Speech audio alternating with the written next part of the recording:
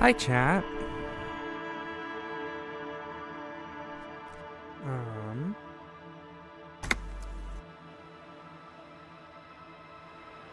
I know I'm starting 30 minutes early. This game is so good. I can't stop. It's so good. It's too good. All right. Well. I guess we go to the island.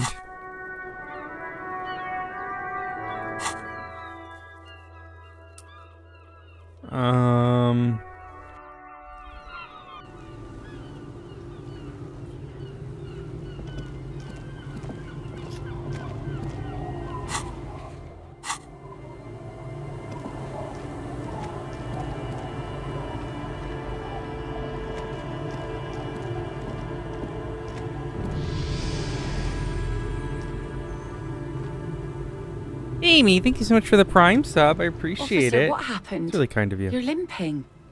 Why are you limping? You look terrible.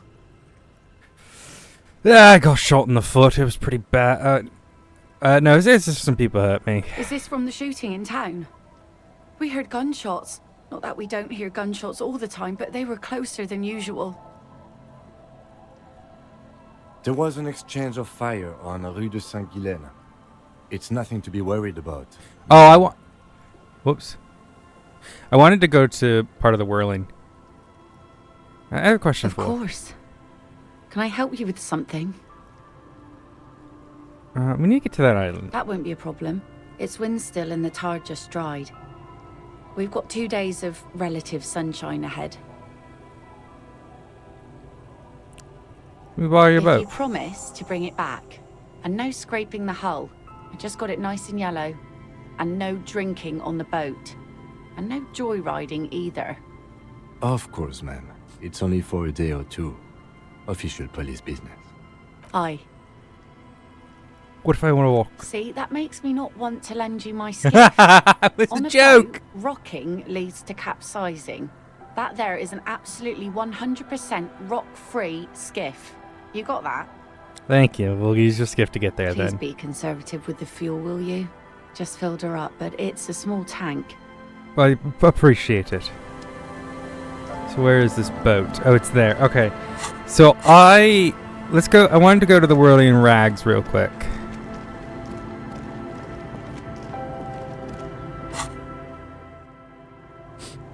Because I wanted to see out front. I forgot. Whoa! Un jeu.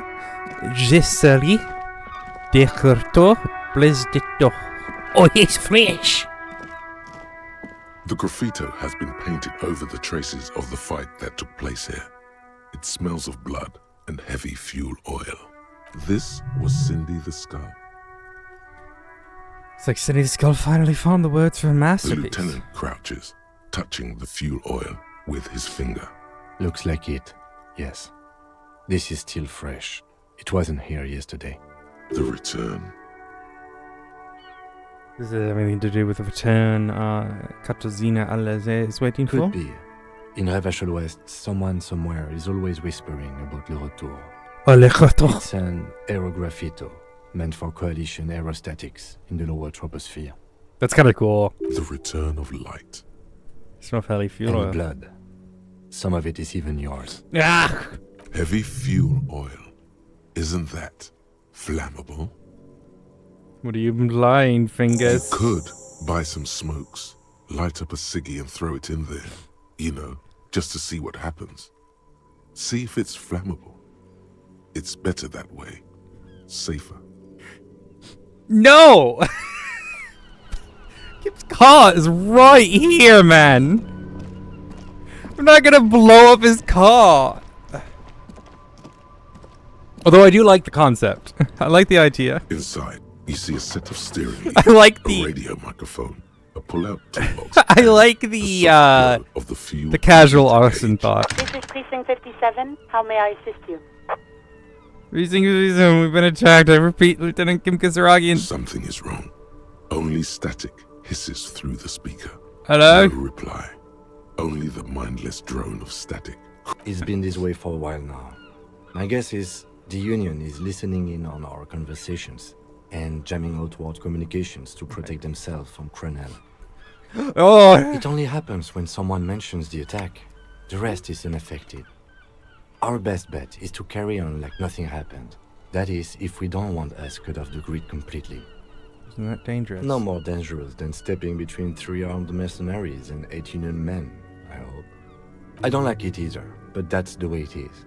The street seems safe enough to me. If anything, taking out the mercs made things calmer. For now. You can try calling again. Just don't mention the tribunal. And remember, they are listening in. They're shutting you up, silencing you. Don't fucking drop your guard. Oh, wait! Everything sounds okay. No drumbeat of total war yet. Yes, Wing. If anything, everything drink the water. sounds too okay. In the cabin, you see a... This is Precinct 57. How may I... Yes. I got the mercenary's name and a few biographical details. Are you ready? The lieutenant leans in to listen. Note, That suit of armor was issued to an Oranese citizen named Ellis Kortenaer. That's E-L-L-I-S K-O-R-T-E-N-A-I-R. Exact date of birth, unknown. He was signed into the Lelystad County Neonatal Care Unit on 28th of February 09. He was found as a newborn in a leaf compactor near an abandoned farm. He spent 4 months in the neonatal unit, survived apparently, and was assigned to a foster family at 2. This is what the ICP knows about him.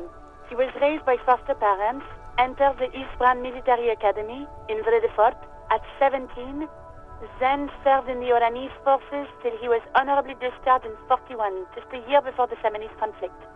Then the armor followed him to Seminine, or at least I assume it did. And that's it. There are no records of his employment in Crenel, or any of its other incarnations, or him even entering Revachol.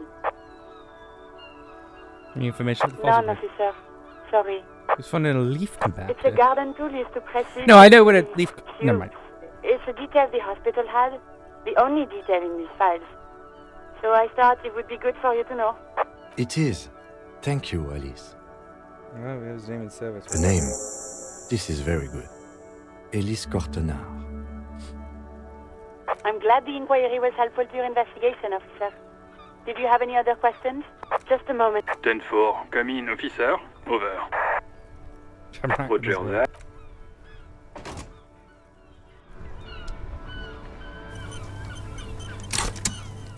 Alright, I guess we'll hold on to that point. Oh, we gotta talk to my poet friend. My man, you're alive. Almost. Kind That's of. Live and limping. Man, what a day. I missed out on most of the action, but I heard it was quite the encounter. Had a strong sense of finality to it. So what's next? You guys heading back to Jamrock now? Talk is local union muscle were behind it all. I'd reckon the case is closed. Even if it kind of turned into a shit show. To look it around. Leaf starts to tie Good up. luck with that, my man. Ain't easy being you. But hey, you're still breathing, right? Let the lady drop out of my investigation. She's called Ruby. Okay. is it wise to share information about the case like this, sire? The lieutenant throws you a quick glance. What are you doing? That's it. Can't share anymore. That's probably for the best. You keep your job to yourself. With a job like yours, you have to.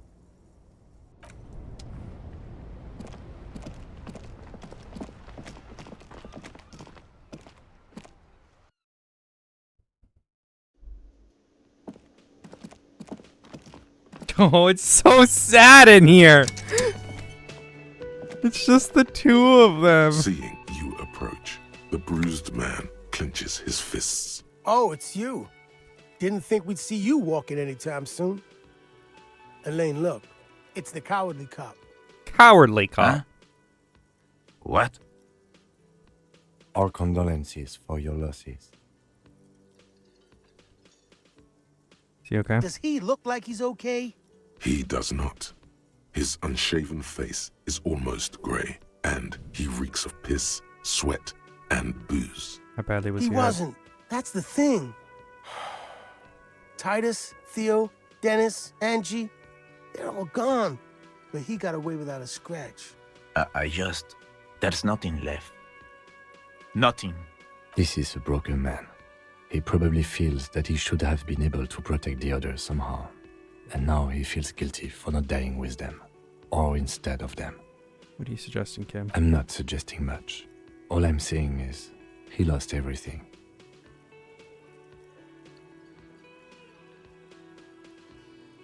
God, what do I say? It's tough, but you can get you off your ass and finish it. What?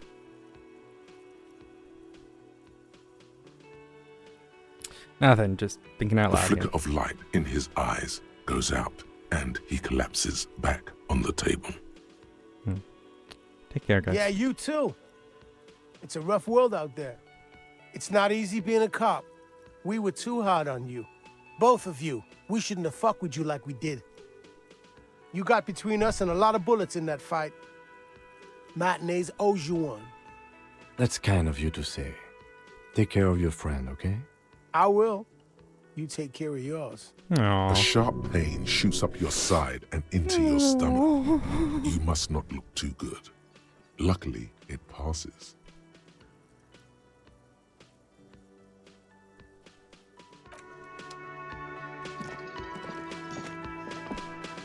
Still playing with that Hi fucking again, pet. gendarme.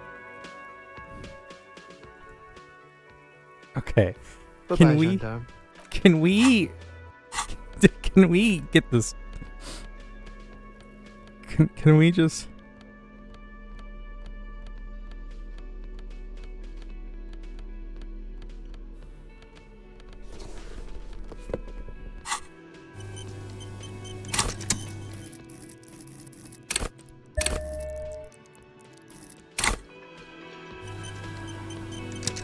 Hi again, gendarme. Could he be a member of the homosexual underground?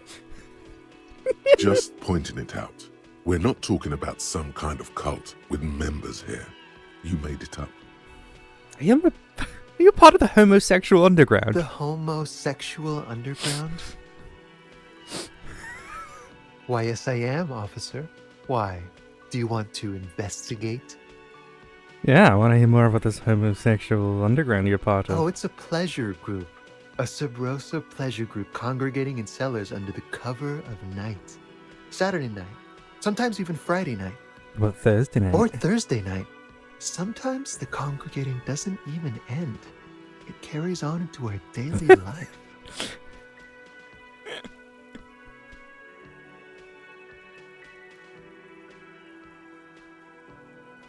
I believe in the homosexual underground. Why do you convene? What do you do? Oh, we're ambitious. We want to destroy the last vestiges of meaning, the last things people in Rebishol have to hold on to, the true symbols of security. The meaning of man and woman, mother and father, their marriage. Everything will be constantly shifting and moving under our rule. The future will belong to a circus of identities just spinning around, surreal and unreal. You won't even know who you are anymore. Does it have anything to do with disco? Yes, we listen to a lot of disco. Some say we engineered disco to spread our vision of a vertiginous, ever-changing society, where all there is a razzle-dazzle of gold. We are going to change the family unit with all this razzmatazz and finger dancing. And with mysteries. Of course, the mysteries are also of sexual nature, very esoteric. I do like disco. Maybe I should get into it. You can't just get into it. You have to be born into it. One is either already in the homosexual movement or forever excluded from it. What if I can't remember whether I'm in or out? What if I can't remember anything about life aside from the fact that I like disco? Beautiful. Beautiful. That's exactly what we're looking for. Who knows? Maybe you were homosexual in the past. Maybe all of that has been repressed. He circles his hands around. I you. have to say that you do look like someone who might be part of the underground. You have that very distinctive, I can't understand what's going on here look. Okay. Think Do about think it. about it, officer. This is going to be like a 20-hour mind project for me. 20 hours at least. Absolutely wonderful. Oh, A fuck it. man like you can figure out his sexuality in a working day. It won't be 20 hours unless you want to enter the heightened realms of the phantasme erotique afterwards. It may be 20 hours or more, But that would be on your own time. You haven't really missed much. I'm a little early because I can't help myself. I can't help myself. Bye-bye, gendarme. Yeah, we're joining the homosexual underground. I need another skill point though. You see mysterious strangers in the night, leaning against unlit doorways, engaged in hushed conversation, shadowy cabal, exchanging looks, whispering in dark alleys and unmarked locales. The radical cell conspiring against the state, perhaps even against man and women. What was that secret handshake? What's going on? Who are all these secretive people? How will they accomplish the sinister and world-altering goals? And most importantly, are you one of them? You could be. Maybe you forgot. Alright, we need to do everything we can to join the homosexual underground. Oh, you're up. It's good to see you back on your feet. Did you like your room? I cleaned it for you. I did. Thank you. Big improvement. You're welcome. I thought it would be nice for you to wake up in a clean place after you, let's be fair, defended this establishment and its clientele from gunfire. Defended may be putting it a bit generously, though. I had a great view of you doing nothing to stop those psychopaths. Then I crawled inside. Bullets. Okay, Gate. Anyway, I wish you a quick recovery. Also, you and your partner are staying here free now. Oh! This establishment supports cops. The stay is free, the drinks are not. It just felt I needed to specify that. See the huge graffiti outside? No, I completely failed to notice that. It's only in front of the entrance to the establishment I manage. Though maybe it's still better than just the blood. I think it's connected to the return. The return of what? Some commie bullshit? The return of the king? I don't concern myself with paranoid political rules. I have a real place to run. Oh my god! It's the Riders of Rohan! Sorry. It's the Return of the King. My dumbass brain. Oh, man.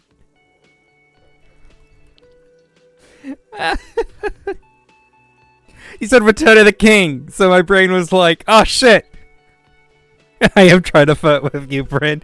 For those who don't know, Bryn is a massive Lord of the Rings nerd. Oh, you know, people don't tend to stick around after shootouts. Turns out they're not good for business. Lena and Morale's still in town. Ah, them. Nice people. But no. Lena said they were going back to Jamrock. I saw them pass by outside. This was before the fight started. I'm glad she got out of here before all that. Bullets flying and stuff. People inside were quite terrified, you know. I had to take action and step outside too. Okay, yes, that was for the best. Yes, you know, and I went outside and took care of it. Yeah, great job, Gate. Felt like the right thing to do. He's almost completely forgotten what this began with. Yeah, but we wanted to look I for mean, fun. you're a detective. Perhaps you can track them down. Shouldn't be that hard. Exactly, but all in due time. Crypto business is not a priority right now. You'll see her again one day. You know it. Things went like they did for a reason. How about the man with I sunglasses? don't remember everyone who comes here. And many people wear sunglasses inside lately. Must be a fad. So to mention, what happened? You were right there. Yeah, I was. Yeah. That's because I'm a badass. I guess you are a badass. Yeah, I don't know. Clients were panicking. And also, I guess I sort of found out that I don't give a shit if I die. Oh boy! No problem. They'll come back. They always do. What are you barking at?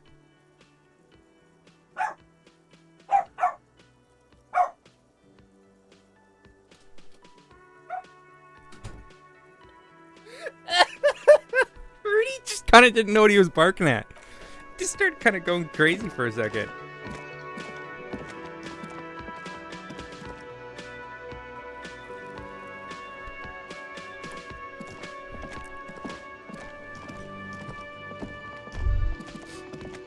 Master investigator. You just can't keep yourself away from locked and hidden places, can you? What do you mean? Nothing. You're right. Get in there. Deep. Invade every personal space. Break every lock. Surprising. Yes, that's what it is. A quick peek here. A short glance there. It's all quite delectable. I don't know what you mean by that.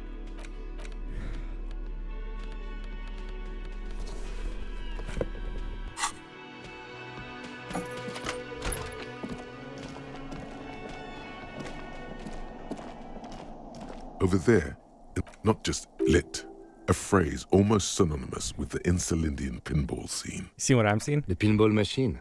Gordy's Goats, a classic. Oh, it's more than just a classic. A must-play. All serious pinballers have attempted a tempo run. The greats, like Gottwald's Knut Schmeling and Jürgen Sternemann. Mesk pinball legend Yara Flavia Yandiroba and Zips-born phenom Ludek Smolka have all managed a sub-20-minute run. You played it. Let's take a closer look. Already pulled it out, but sure. Oh, great. Cornelius Gordy and the Mountain get the game on, Fingerboy. Those flippers are It takes a while to get into a rhythm, but pretty soon you're able to keep 3 goat-faced balls in play with relative ease. Go, Fingerboy. I feel sorry for the goats. If they only knew the kind of guy old Cornelius really was. Pretty good. Your game is definitely improving. The jolly goats are flying all over the board, and although a few plummet to their deaths, you're never left with less than 3. Suddenly, a special passage leading to the summit slides open at the top of the board. This is where the balls need to go. Maneuvering a goat ball into a position for a perfect hit isn't easy. More fall to their deaths. But finally, the opportunity presents itself. One of them gets through. Tiny hammer shatters something inside the machine. Something glass. The words "pale rupture" light up on the speaker panel, and the machine starts filling with a thick, milky fog. Something's happening. Congratulations. This is where the game ends. It's a cheap way of getting more money out of the players. A stupid nihilistic finale. There's so much fog, you can barely see anything. Some is actually leaking out of the machine, and one by one, your goats start slipping, disappearing into the milky nothingness. This can be navigated. The balls leave almost imperceptible disruptions in the fog. Use them to calculate where they hit next. I got this. You're down to your last goat, going mostly by sound. Eyes are useless at this point, but that goat is something special. 5 times you snatch him back from the jaws of death. Yeah! If you can't even see it, the last goat plummets into the fog with almost suicidal glee. There goes nothing, Fingerboy. The machine is dead and silent. It needs serious... That's fucked up! That's fucked up! That's fucked up! That's fucked up!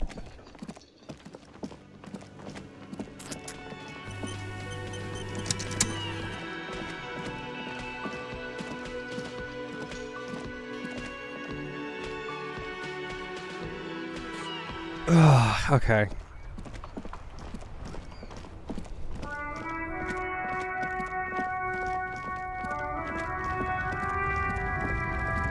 Yeah.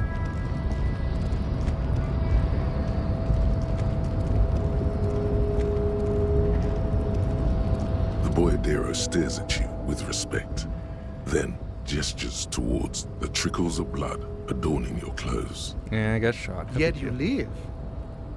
It goes back to an older era where this was commonplace. You have a true Boyadero heart. That's where is it? Hiding, gathering themselves. The harbor's in full lockdown, friend. No getting in or out, for the time being. Can't be getting inside. No, man. Not today. Today is war. No, but He says it matter-of-factly, like it's no big deal. what's gonna happen Time will next? tell. I'll tell Evrak you dropped by. I'm sure he'll be glad. What will you be doing I'll now? be okay here, doing lookout. Quite the sight, aren't they? Getting to like that red I am. Don't worry about me. I live to alleviate the worries of our brothers. See if any insane killers turn up. Then I'll run. And live. Try not to get shot, I'm eh? sure I'll be luckier than you, friend. Good talk. Gotta run. Alright, well, I guess you can't go in now.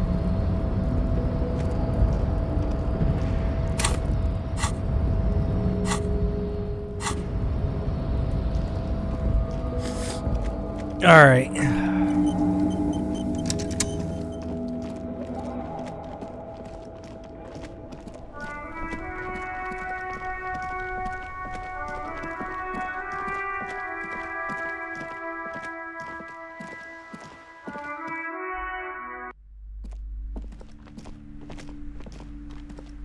Hi, Ace Detective. Are you here for more books?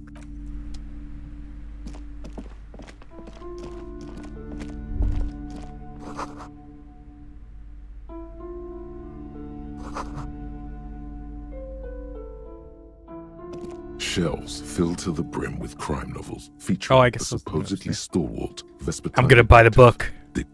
Of course. Such violence and immorality.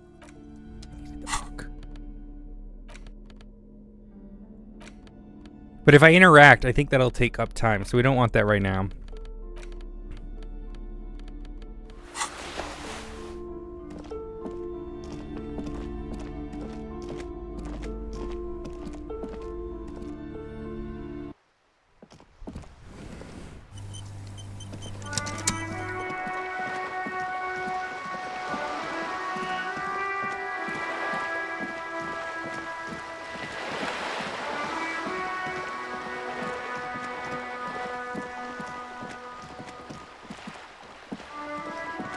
I'm gonna go talk to fucking Kuno.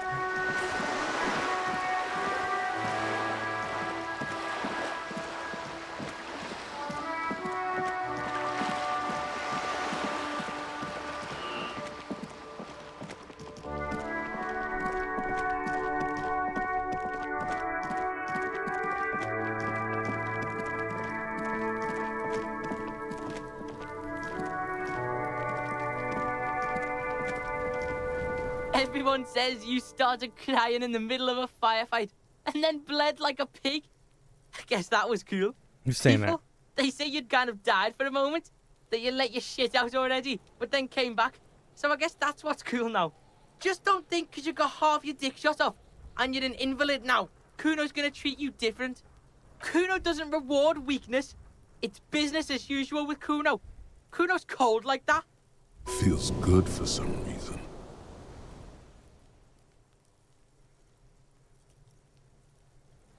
Fuck Watch you, out, Kuno. pig. It's a dangerous world out there. But Kuno's got his eyes on you. What's that supposed Who to mean? knows? I don't know what the fuck that means, Kuno.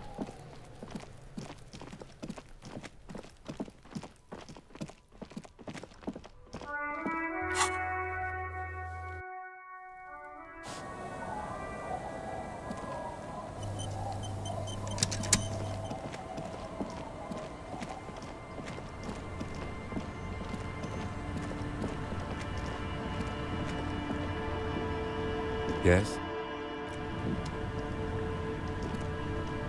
A skiff with a small steering engine in the back floats on the calm mirror of the sea. Its 2 seats are empty. Once you get in, that's it. One pull of the starter handle, and you're off into the bay. A strange trepidation comes over you. Are you sure you want to go now? Have you made all the necessary preparations? Closed all your accounts? Remember what the net picker said. It's a small tank. You won't be going back and forth on this. You take the engine, Kim. I'll hold the boom What? box. What? How else are we gonna blast Stat FM on our way to the island? Fine. Let's blast Sad FM then. Sad FM is a radio station specializing in sad, slow rock songs. You seem to know its frequency by heart.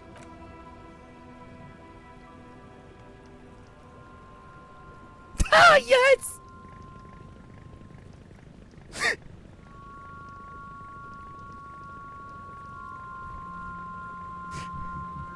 Yes. Want to be free. Want to be free. It will last forever.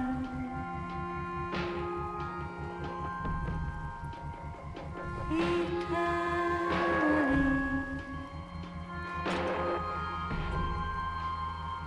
Want to be free.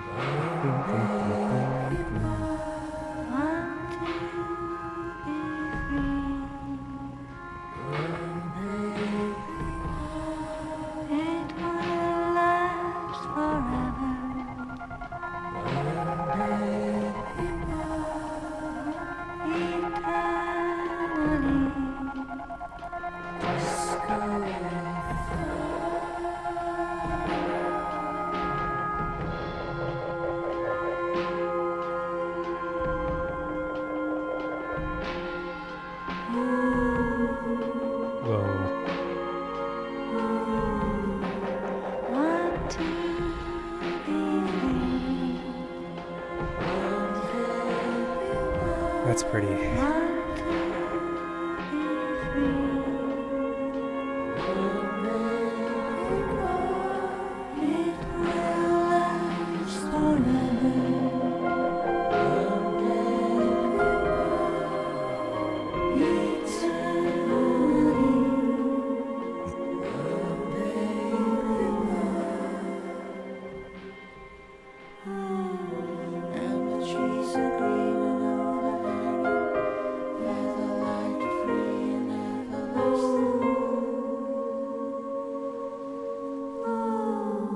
Oh, we never went in there. I wonder what was in there. I think it's a tunnel, if I had to guess.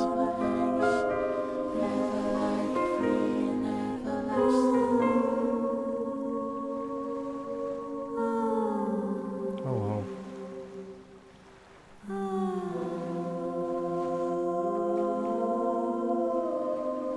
Want to be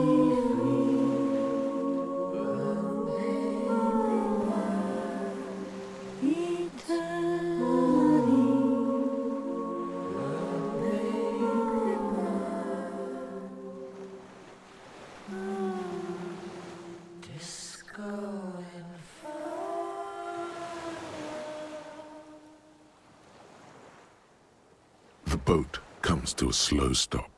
The lieutenant turns the engine off. Then there's silence. In the silence, a sputter of wings. A flock of quails takes off in the sorry, I was giving you the immersion. I love the idea of like this peaceful moment. The waves, you know, the music just ended, and then all of a sudden you just hear that horrible squawking. There is very little wind here today. The ghost is standing still. You look at your arms, then the cliffs above you. Let's go.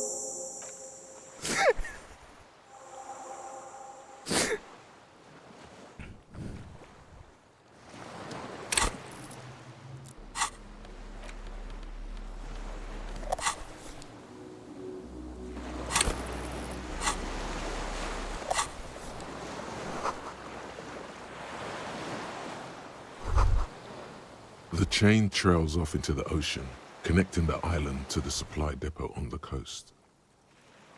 This is the depot on that. Ah, yes, so it seems. What do you think it's used for?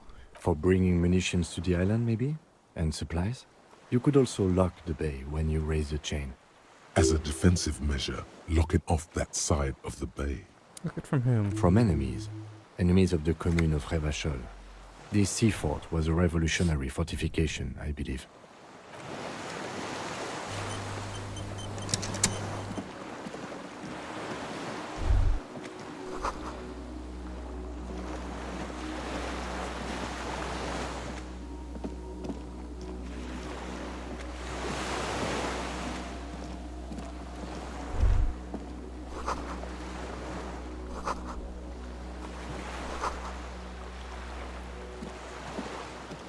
Inflammable. I think you mean flammable. Inflammable would imply that it... The dry grass crackles under your feet as you stop. Far away, birds' wings touch the still surface of the sea. The flock of quail departs, now more than 100 meters away, 102, 105. On the islet, there is almost no wind, just the light movement of air through the reeds. Bulrushes swaying on the waterline, long dried leaves chafing against each other.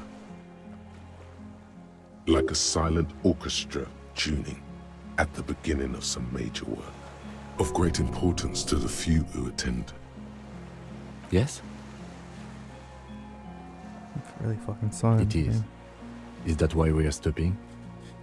Sorry, let's move.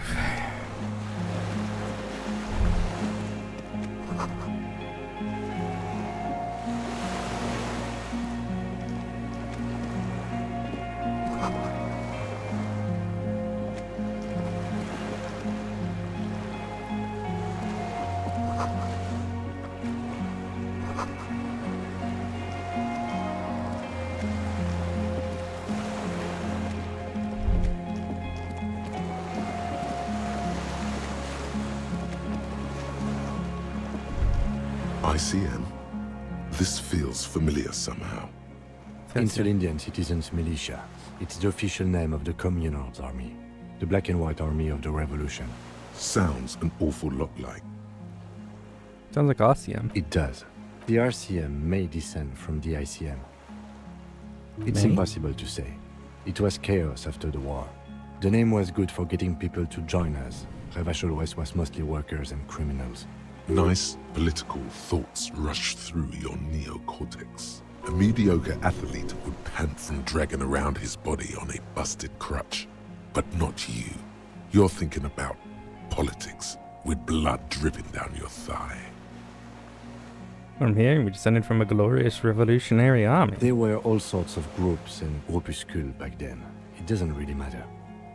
White Star? No. An upside-down star. With its horns in the sky. The symbol of the commune. What's it still doing here? 44 years? That's not nearly enough to hide what happened here, Lieutenant Gefreiter.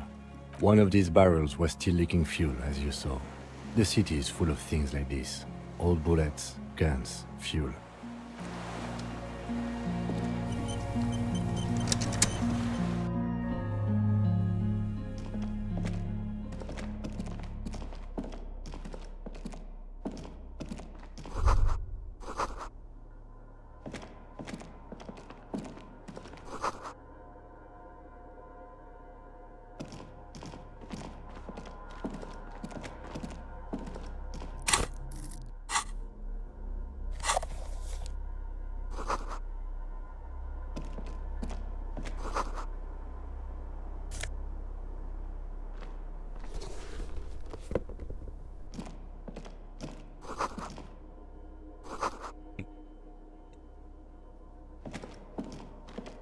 There's a greasy old spring mattress in the corner, resting on piles of soft-cover books.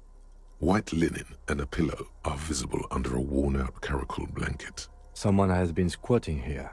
The linen is fresh, recently washed. You force the rest of the sentence out through pain. Ow. Thick as molasses, no longer able to hear yourself speak. You know, officer, you can rest here if you are feeling tired. I will keep watch. You could use some rest for what's ahead. No, it's... Yes, midday. anytime. If you need a rest later, it's okay by me. You don't have to be a hero.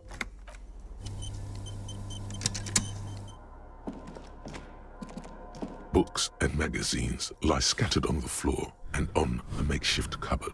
They are not most are soft covers, serialized fantastique and detective stories from the 20s and 30s. This disparate digest includes the classic Animal Adventures, popular depictions of man versus nature by amateur naturalists T&T Harpin, husband and wife, widely read by people from all walks of life. Who doesn't like nature? Who doesn't want to survive among what is mostly commercial fiction and serialized stories? You find a magazine cathodique for electrical engineering. Then it's back to pulp. Light erotica, an international thriller about circuit benders. Someone's made themselves a home.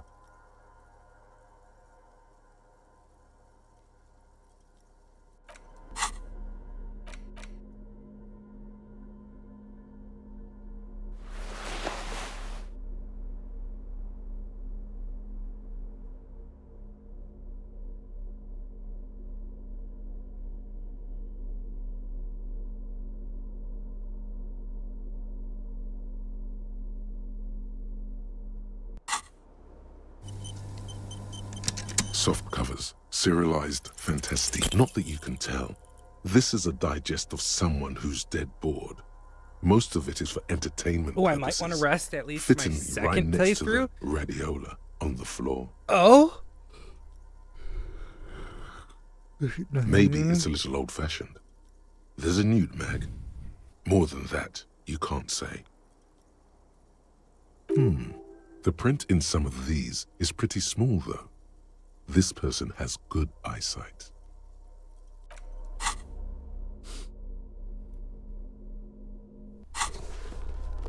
Soft covers, serialized fantastic.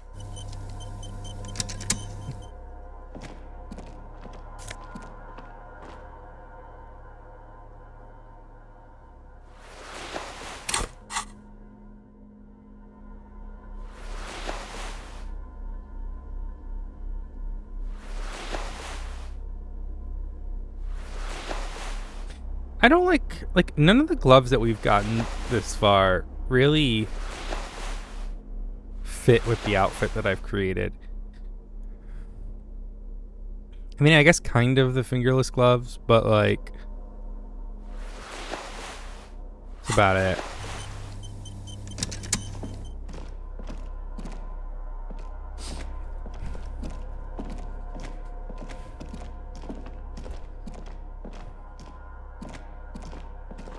An old cylindrical generator is nested above the ammo lift, with makeshift electrical wiring running out of its side and across the floor.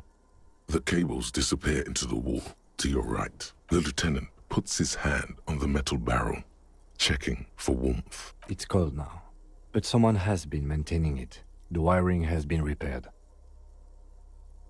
Generators. Liquid carbon. I would imagine it takes mazout. The kind that's favored by vagrants and fuel thieves. It's been a long winter, long and cold. If anyone stayed here, they'd need a generator.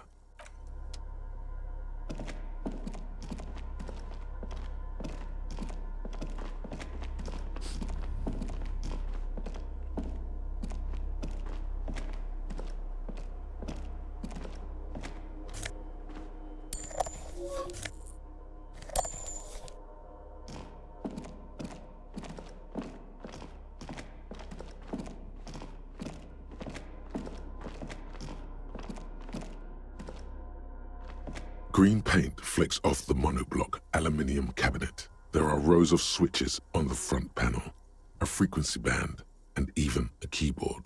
The keys rattle like teeth. This keyboard hasn't been functional in decades. The console of an antique computation device. There was a generator upstairs with wires coming out. They terminate here.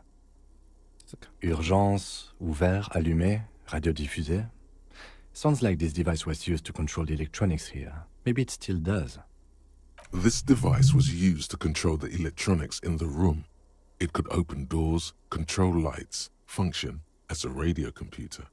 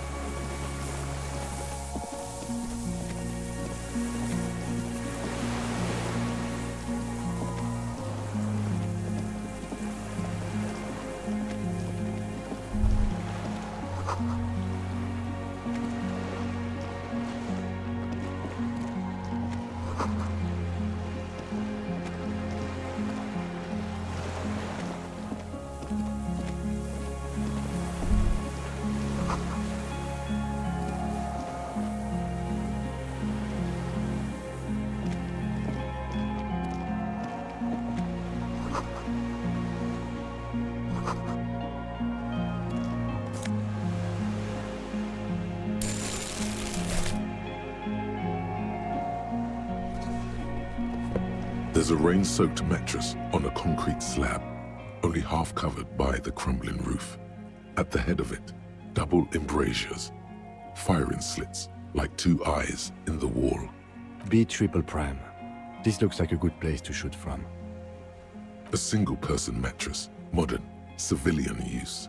Brand name, Marjorie. There's a fuel stain on the cover, along with cigarette burns.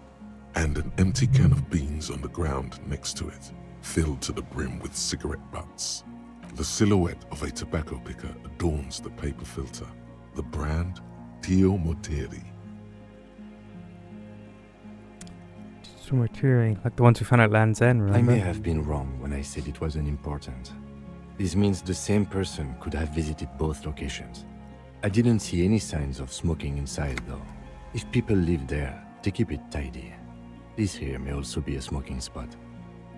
There's a firing slit in the wall in front of you, like a little window. Quite old and grimy from years without cleaning by anything other than the rain. The springs screech as you lean on the mattress and crane your neck to look out. A small piece of Martinez coastline opens up in the square in front of you, like a tiny landscape painting. 1 kilometer across the water, the ruins look familiar. A towering skyscraper, its top floors shaved off by artillery fire. Capeside apartments. Rue de Saint-Ghislain, 33A and 33B. The red chimney and collapsed back of the 4-story tenement in front of the Whirling in Rags. Rue de Saint-Ghislain, 10. The doomed commercial area. The box-shaped silhouette of the Whirling in Rags. You see a small fleck of white on the rooftop, the upstairs window of Clausia's room, in the snow, reflecting light. There it is. Do you have a line of sight to the window? More than that. By binoculars, it'd be able to see inside. A pair of binoculars? Or a scope of a rifle? You'd be prone, lying on a mattress, barrel resting on the embrasure. Cheek against a cheek rest, hand on the hair trigger, on a calm day like this. I think we have it. The origin of the shot. This is the sniper's nest. Affirmative.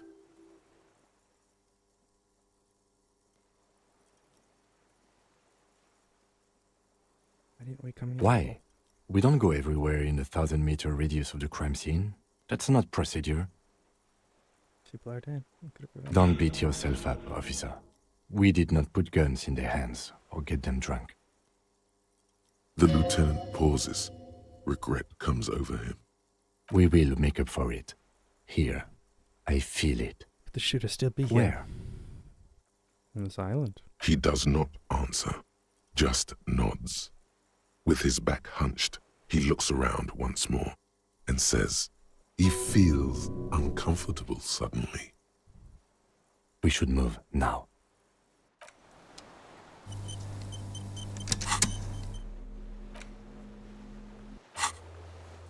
Okay, just 1 second. I gotta think about homosexuality.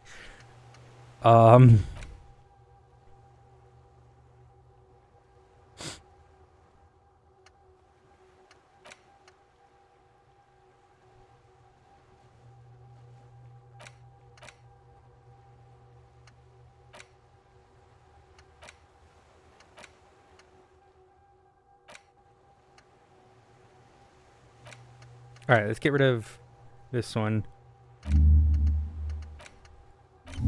I'm not even gonna look at what this one is. What is this one?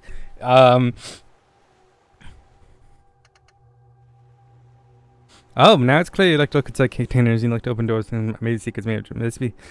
You like all containers, trash cans, utensils, manholes, coat pockets. Why are you so hell-bent on opening containers? Interesting. Anyways. I don't care about that one. I mean, I do, but we need the homosexual underground.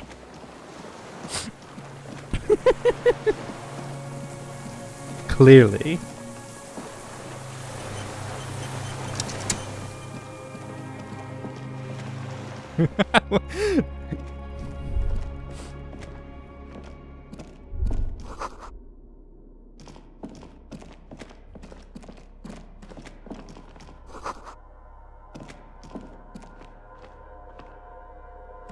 You see a small metal door nested inside a larger one, a heavy steel blast door. There is a conventional keyhole above the handle. It's very small. Maybe this is one of the doors we don't open? He's right. It would be better to open its big brother. A powerful engine hangs under the ceiling. It must control the blast door. Alright, open the big one. Yeah, on the console just southeast of here. Remember? Let's look around. Getting the blast door open seems like the best plan.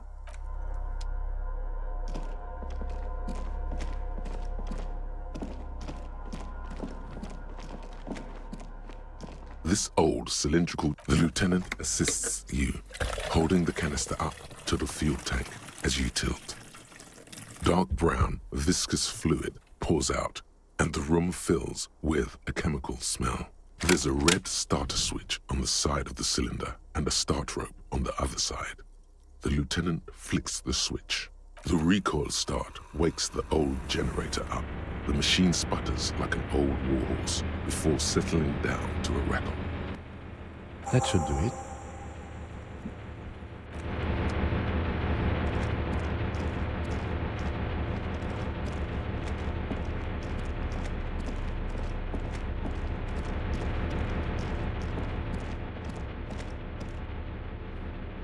A dim gold. It's on. Turn emergency on. Automatic boot. The lighting in the room turns on with a sizzle, a dim ambient orange. The dial slides under the dusty glass, dark and silent, despite the power being on. You make out defunct stations on the UKV frequency. The words, Feld Insula, are written on the band. Insular. This is an off-air radio computer, I believe, used for military communications. It's an air-gapped system, an off-air military model. Its circuits are nearly impossible to bend, i.e., it cannot be remote controlled. The blast door opens with a series of clicks. A shaft of light appears, then widens as the light shines in.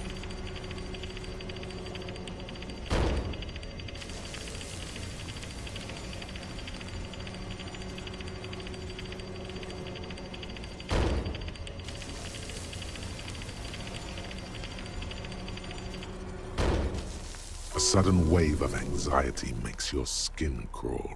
After you.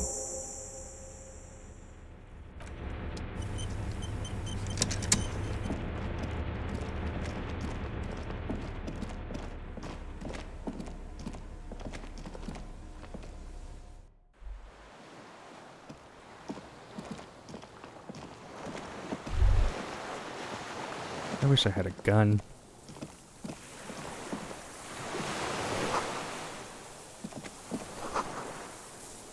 Dinghy.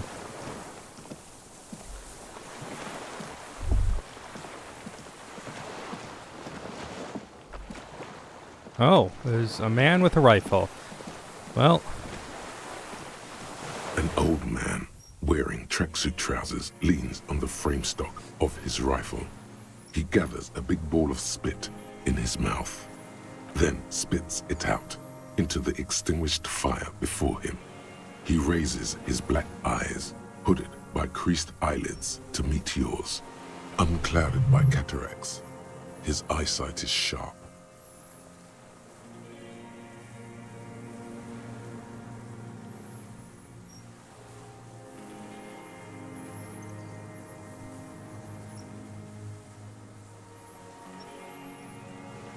So I need you to put the gun down so we can talk further. We're gonna with the police. The lieutenant pulls his pistol from the holster.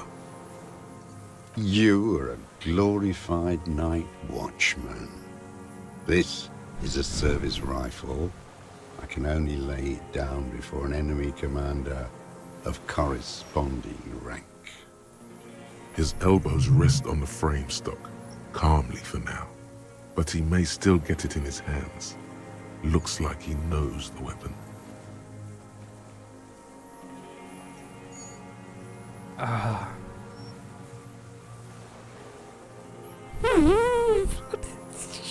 It's an 8%. I am the law. It's a good line, but your voice slips on, Commander, producing a little squeak. Sounds like you're afraid. A big-time operator of the pederast army. How about I keep it, huh? Hand it over to a real killer. A Briscard. The lieutenant aims his pistol square at the man's forehead.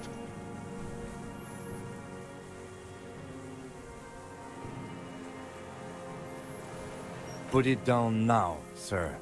Or you're gonna blow my brains out before you question me. To hell with it. It's a walking stick anyway. It's out of bullets. Like an amputated limb in the sand. His gaze follows your motions. The rifle feels surprisingly light in your hand.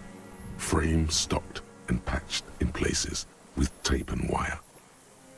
The rifle's in a shabby state, like a crutch that's seen too much travel.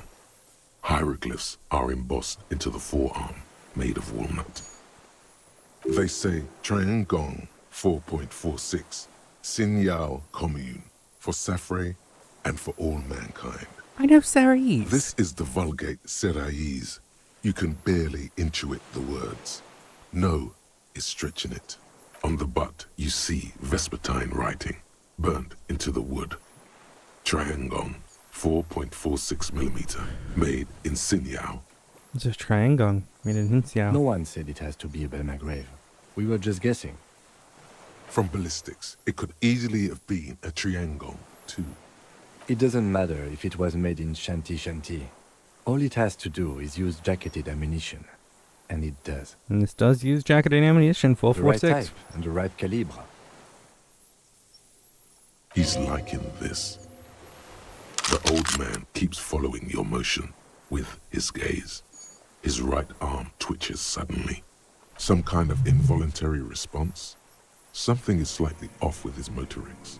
This looked very much like the murder weapon. It could be used against him to get a confession in time. Front. I ain't gone. Oh, I want to equip the gun. Why do you hate me, game? I want to equip it.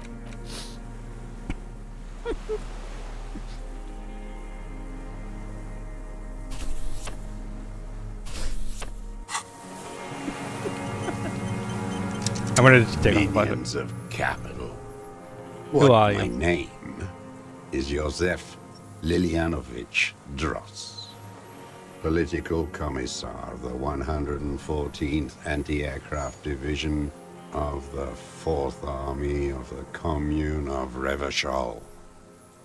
I am a deserter, a partisan, and a prisoner of war.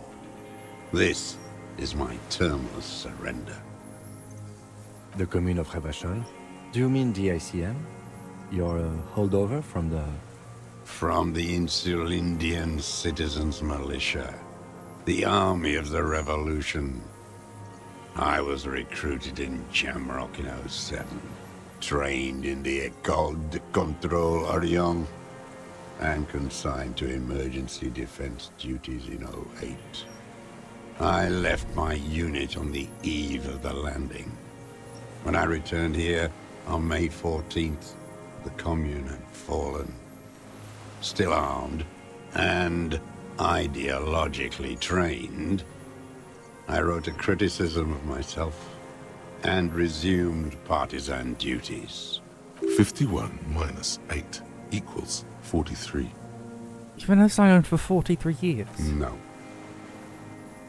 I've been on other islands, too. I was an Resurrection until they turned it into a spa in 18. Then I was an E-48, a nameless sound, until the sea washed over it. Then I came back here. That was 22 years ago. Been hiding here for 43 years. 43 years and 10 months. That's steadfast. It's not how a human being should live. But I had to. I couldn't just forget. I couldn't just forget what I saw. What have you been doing during all this time? Hiding, fishing, waiting. Where the afternoon grows late, on Rue de Saint-Ghislain, people walk home. Street lights will soon be lit. Further inland, the streets are alive with workers, men, women, children, street hawks and migrant laborers.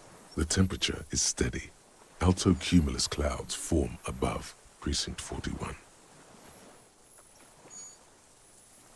Always waiting. For what?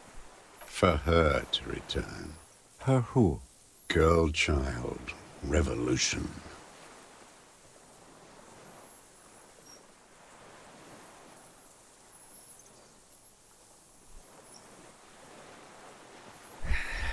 I've been there. City's a tinderbox. Still may happen. It won't.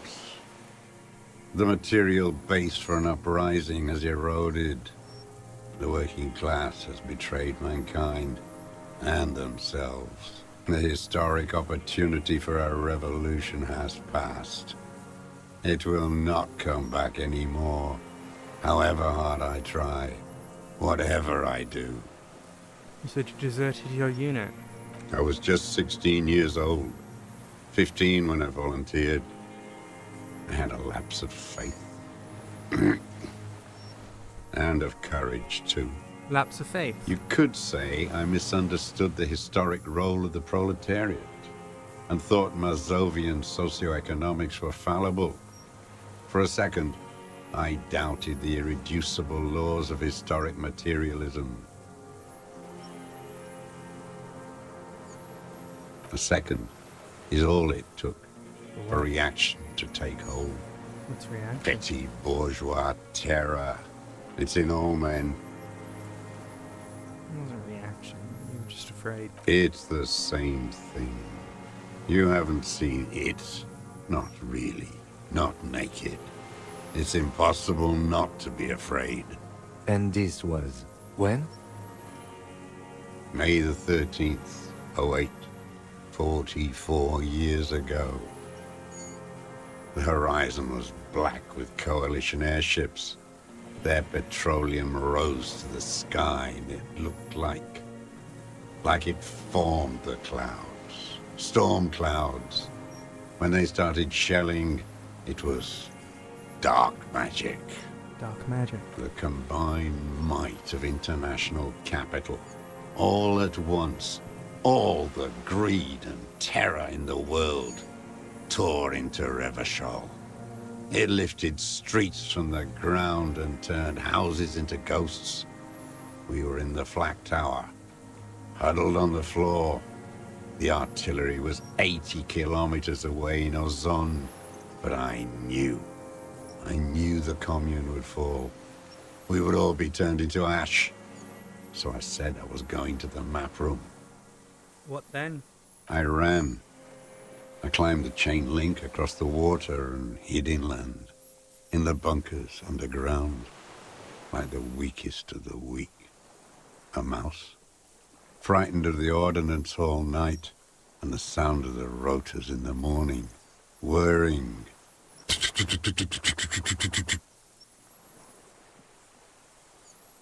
What's that?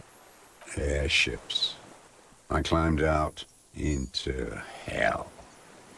The landing was complete. The chain was submerged. I had to swim back. The fortress was half submerged too, shattered. They'd all drowned in the lower levels. or got torn to shreds above. The anti-aircraft gun had malfunctioned. So had I. I left them without ideological direction. It was real. I'd seen it. I'd seen it in reality. The mask of humanity fall from capital. It has to take it off to kill everyone, everything you love. All the hope and tenderness in the world. It has to take it off just for 1 second to do the deed. And then you see it, as it strangles and beats your friends to death. The sweetest, most courageous people in the world. You see the fear and power in its eyes. Then you know. What? That the bourgeois are not human. I had to. I had to fight it. I had to never stop.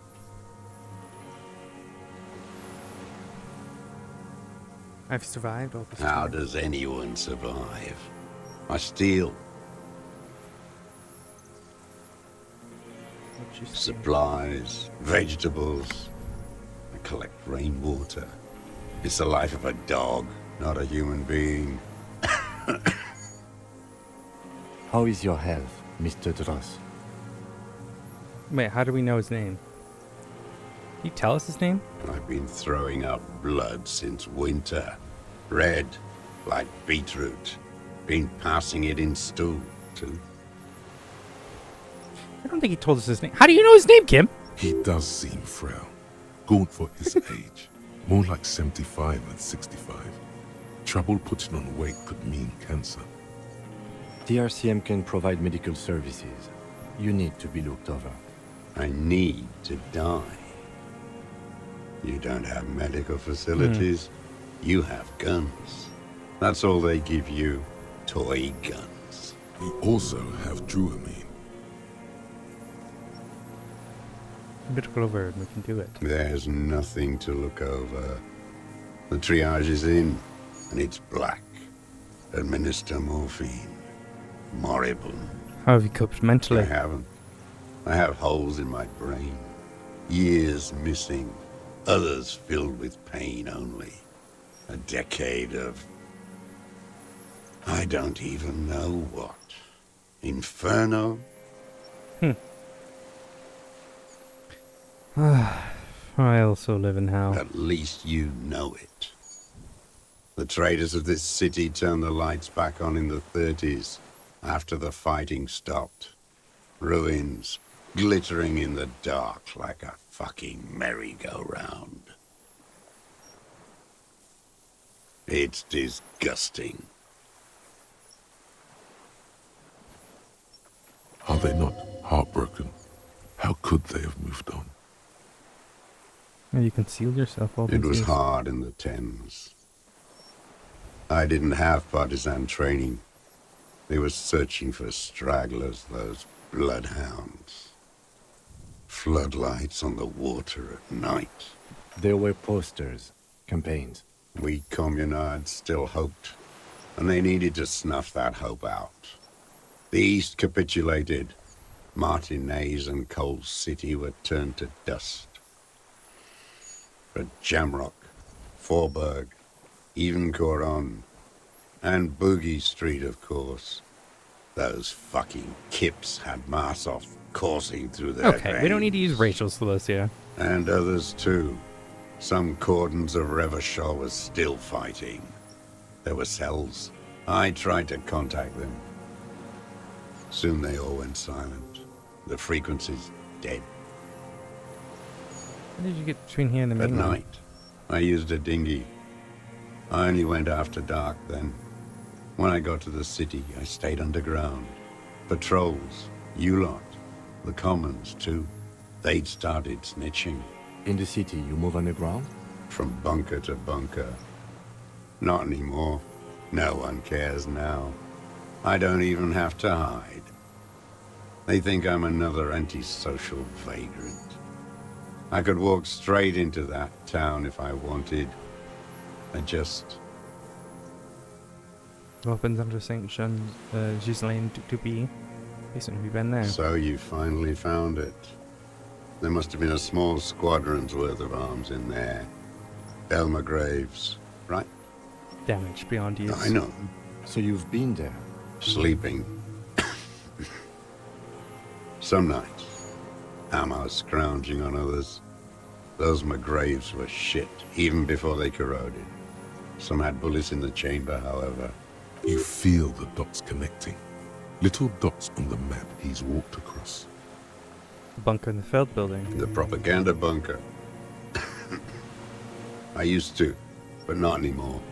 Propaganda bunker? They stored leaflets there. Broadcasting equipment, too.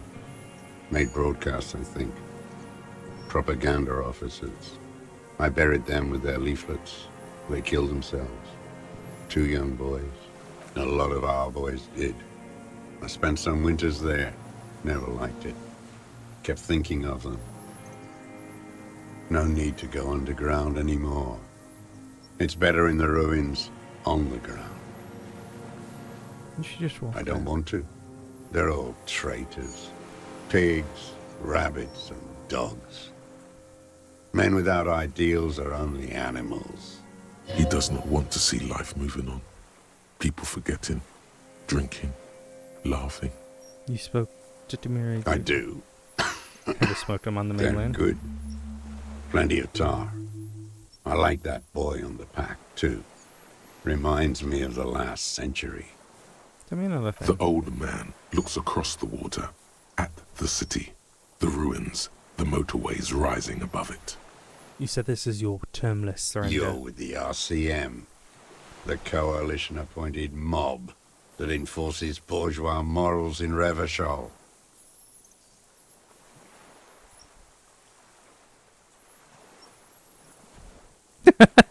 Okay, go. I know what it looks like, but I have secret plans to turn the RCM into a Mazovian revolution.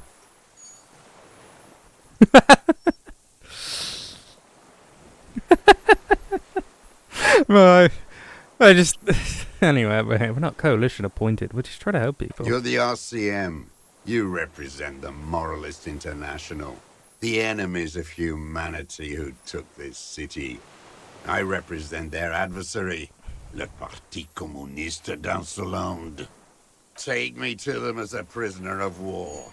I have relinquished my weapon. I can no longer serve. No superiors can relieve me of my duty. You bulldoze them all to a mass grave for trying to free humanity. A spray of blood from his mouth on the black charcoal in the fire pit. Rene, the royalist on the coast, said, The Communards signed the Revacholian Instrument of Surrender. Liberal reactionaries signed that instrument. Traitors who should have been burned alive. I answer to the Communist Party. Is that part of why you've been here all this time? Because the party didn't surrender? He just wipes the blood from his chin. Honorable. Honor is a feudal atavism. My motive is class. You're a communist soldier from the communist time. No, I am not a soldier. I am an ideological officer. I belong to the party, not the army. You said you were trained and assigned to the defense corps. Trained in historical materialism, then assigned as a political commissar by the party. These things used to mean something. The political commissar. The old man does not answer. He tilts his silver head and looks at the reeds. You see a small tremor pass through his legs. His job was to assure the army answers to civilian control and follows the ideology of the Commune. Scientific communism. A commissaire politique is a night philosopher of the revolution, a future human. Awakened from shutdown by the promise of ideology, he nods slowly. Then another tremor.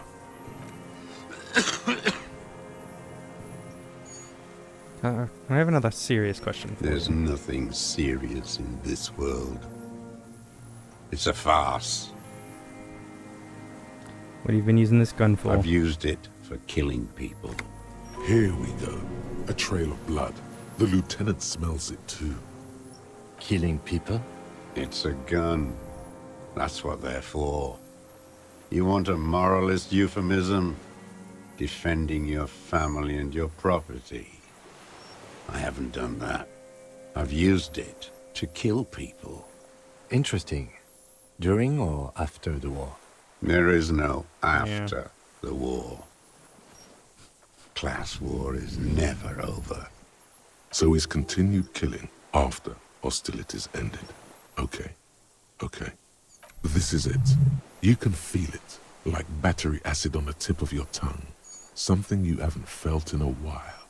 But this is what you live for. This is the shit.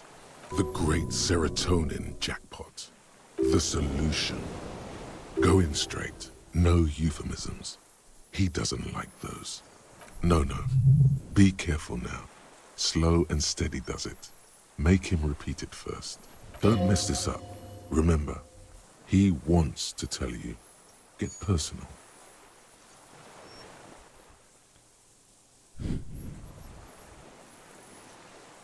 Wait, so which do I say then? Nothing comes to you. Silence. His black eyes look at you, and in them a chill, like electricity running up your spine, crawling into your skull. All is not as it seems. Detective.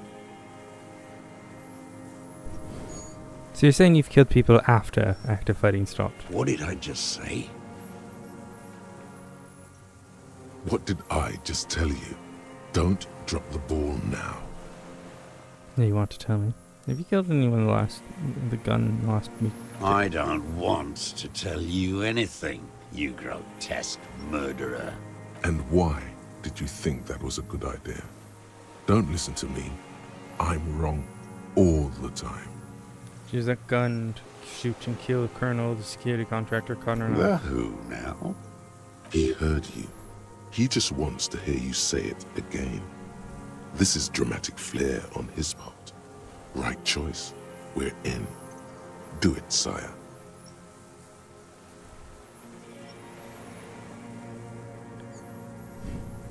Fascist death squad who took the bullet in the mouth on the night of March 4th. Oh yes, that one. Ugly piece of work, that boy. Did you kill him? I am a son of a welder and an officer of the Commune of Revachol. I do not collaborate with murderers and pederasts of the liberal regime. A drop of blood in the saliva. Exhaust him with proof. Pile it all on him. Get a confession. The gun. The murder weapon is the perfect opener. The scent of blood in the air. But what else? There was something you can't remember. Something about the tracks. Suddenly, all those tracks are so confusing. Go with something else first.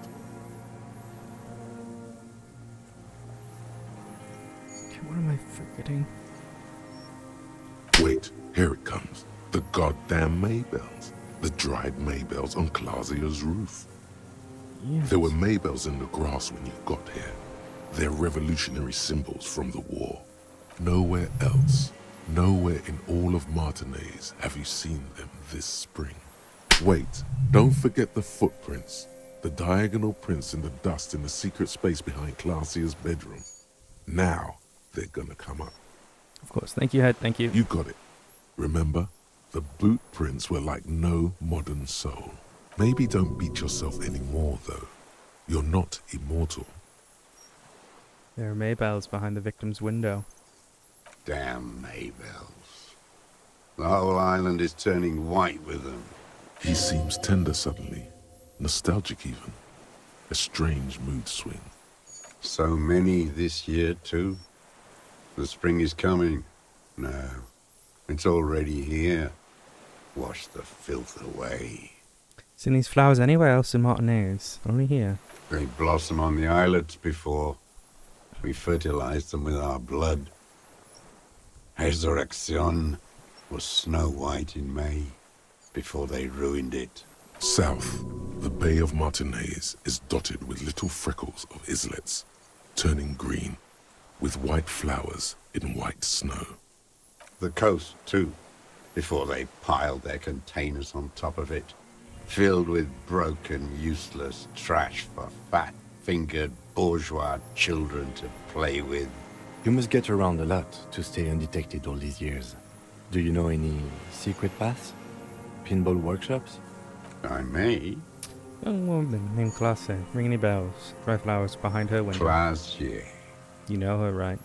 She had intimate relations with the victim, the mercenary. With the victim. There is a small tremble, looks like a smile, a crooked smile, yet isn't quite voluntary. He's about to burst. What brand of boots you're wearing? Everything is brands with you individualists. Who cares what brand my shoes are? Sansa? Some shit. Show me the soles, please, Mr. Duras. Fucking imbecile. The maker is called Sansarique, and the size is 42 to 44. These are not the unusual horizontal patterned soles you saw in the dust on the floor of the hidden room. They do, however, seem to be about the same size. The size fits, but not the sole.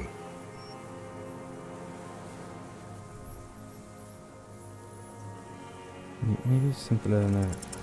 Sire, he doesn't have to be wearing them right now. People change shoes. It doesn't mean you went there. Near the room the victim died. Sneaking around. Racking those brains, are you? Desperate to report something back to your masters? They must have really loved that dead fuck. The lieutenant gives you a quick sideways glance and nods to acknowledge. The prints were his. You can see it in those eyes. He can't keep them from flickering, looking for something. The old man stares at his own prints in the ash around the fire. Silent suddenly, some strange process within him. A gush of wind.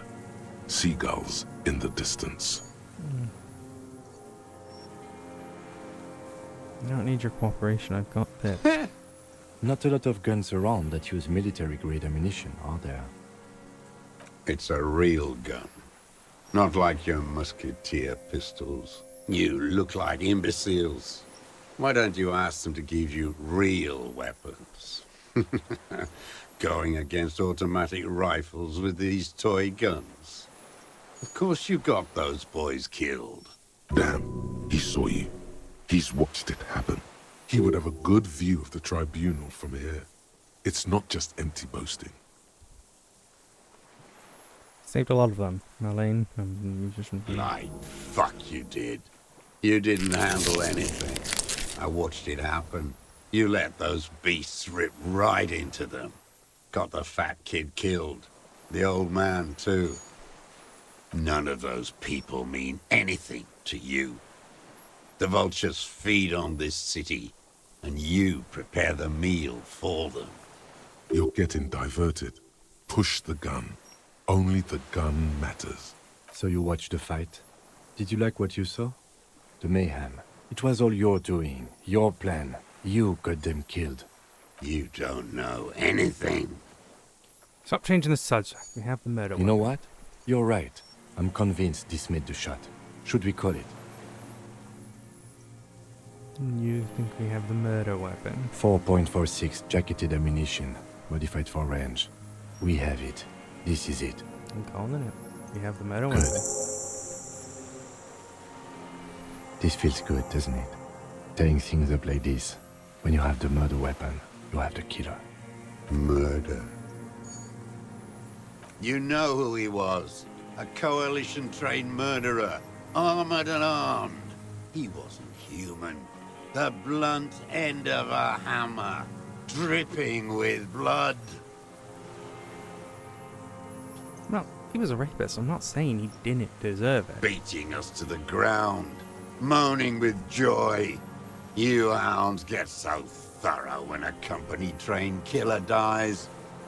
I haven't seen you on this coast for 40 years. You know, I probably should have chose Maybe the other I one, should but have killed one sooner. I think he's kind of admitting it. Yeah, I mean, you're not saying he didn't deserve it, but at the same time, I wish I could have combined those two. He was a killer and a rapist. I'm not saying he didn't deserve it, but he still is afforded equal protection under the law. I wish I could have combined those two, but I couldn't. It's alright. Got your attention. Now you stop beating druggies and prostitutes in your basement. Now you come to investigate.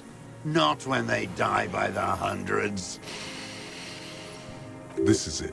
Shot him. Shot him. Say shot him, not killed him. So you shot him. Oh, the inhumanity. One paramilitary less in Revachol. The lieutenant raises his right arm to hush you, while the lieutenant listens, holding his breath. I had them in my sights. Both of them. Him and the whore. I was breathing with them, in phase. And I pulled the trigger and flew on the air until I landed in his mouth. I didn't think I had a shot like that in me anymore. I did. I saw him kneel there with his mouth full of death, and that stupid look on his face. And his dick still in her. Nothing. I went to sleep. Next morning there were Maybells everywhere. The world was white, or what's left of it anyway. My last spring here. I knew the fascists would come to avenge their own. And so they did. Mr. Dross, are you aware you're confessing to murder? Yes. And you were looking at them, the victim and a young woman, having sex, through the scope of your rifle that night, before you shot him? The old man nods. Why? Because that's what they were doing. The motive. This is where the motive is going to come from. I don't understand. Do you, detective? I don't understand this part. Why were you looking at them that night? I'm always looking. Are you always looking through the scope of a rifle? I'm just trying to understand. A rifle's scope has the best magnification. And if you don't like it? Click. You pull the trigger. Yes. Think of it as a form of critique. You got him going. Connect every little piece now. Wrap this up like a gift.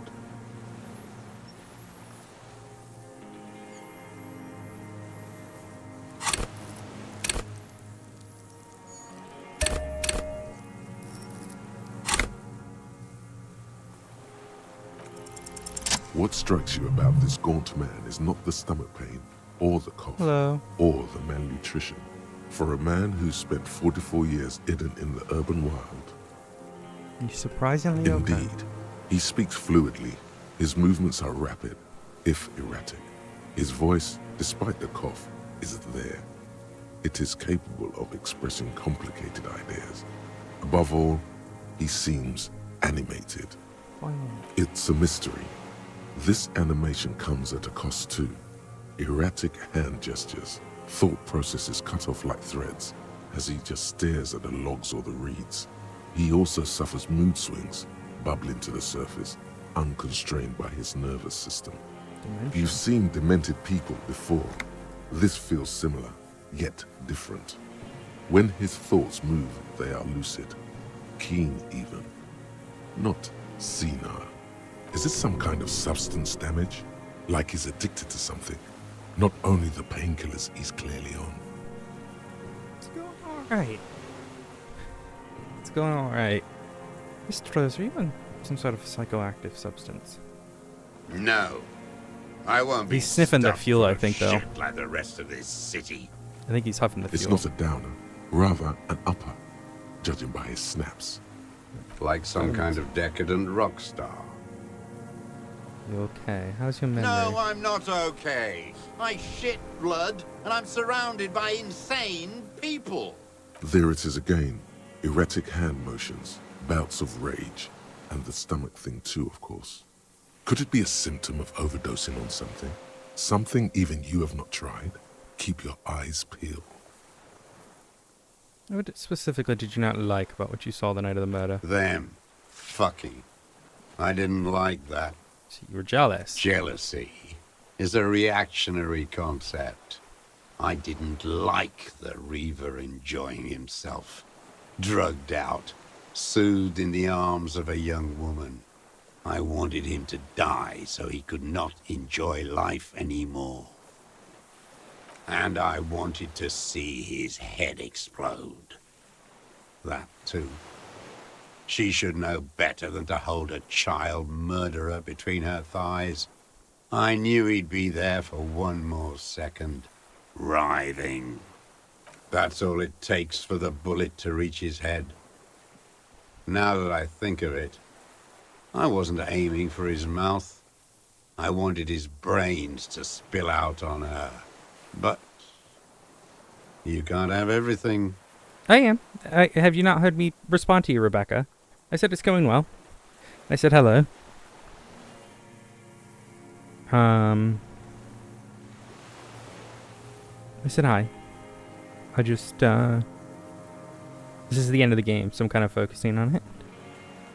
I think about everything with the mouth. I wanted the brain spill out, but... How long have you been watching her? Since she came to Martinez.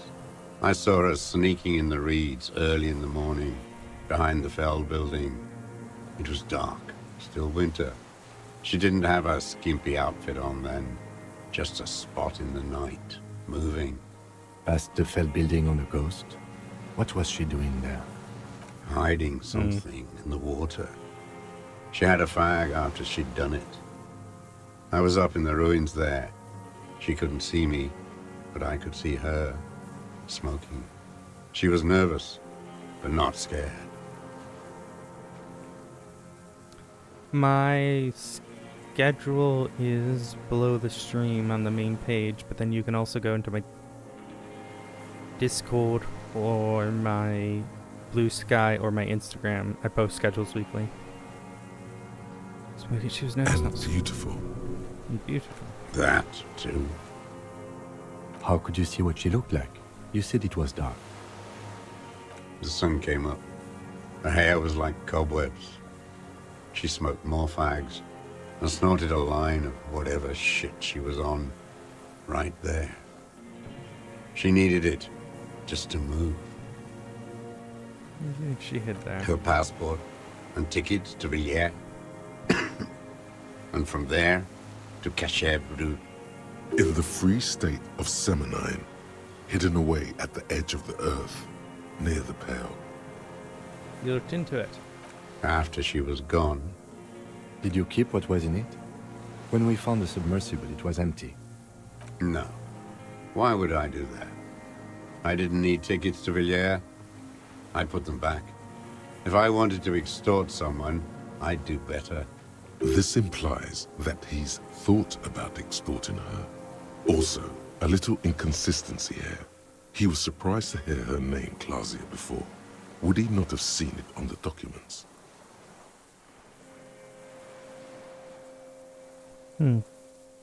Saw her name on the passport, but before when I said her name was Clausia, you didn't seem to recognize it. It didn't say Clausia in there. What did it say her name was in the passport? It was something. I don't remember. It was dark that morning. I only remember her face on the photo. Check the submersible, there's nothing there. Why would I need that trash? I'm not going to Villiers. A strange confusion comes over him from time to time. Some kind of aberration of the nervous system. Moving on, did you continue watching her after this? I did. She had a face like an archipelago, with those birthmarks. And a body, hard and lean and bruised all over. Black and yellow. I could see she's taken a beating. I could see who she was, too. A spook. On the run. Revachol's the cloaca of capital now. All the bagmen and arms dealers end up here to do drugs and have sex like animals. I've played a few of the Assassin's Creed games, Rebecca. You could tell she was a spook from the documents? She had different color hair on the photo, and glasses. Forged. Some sordid bourgeois affair. I've heard about this kind of thing on the radio. He's setting it up for you. The bruises. You can't make that out in a scope. You could see the bruises through the scope of a rifle. You can't see bruises through a scope. It's just a blur. I mean, he was watching it through the hole. We know that, but we'll see if my character It quickly comes to you. bruises on her body. Any chance of seeing through a hole in the wall? Oh, yes. Cutting those drugs of hers into little lines with a knife. Masturbating. Everything in him fills with impossible longing, all at once. Did you make that hole? With a clip point knife. Good for listening in, too. For hearing the moaning and the snorts. See it through a window on a roof. Like that, too? Yes. Bending like a bow against the glass.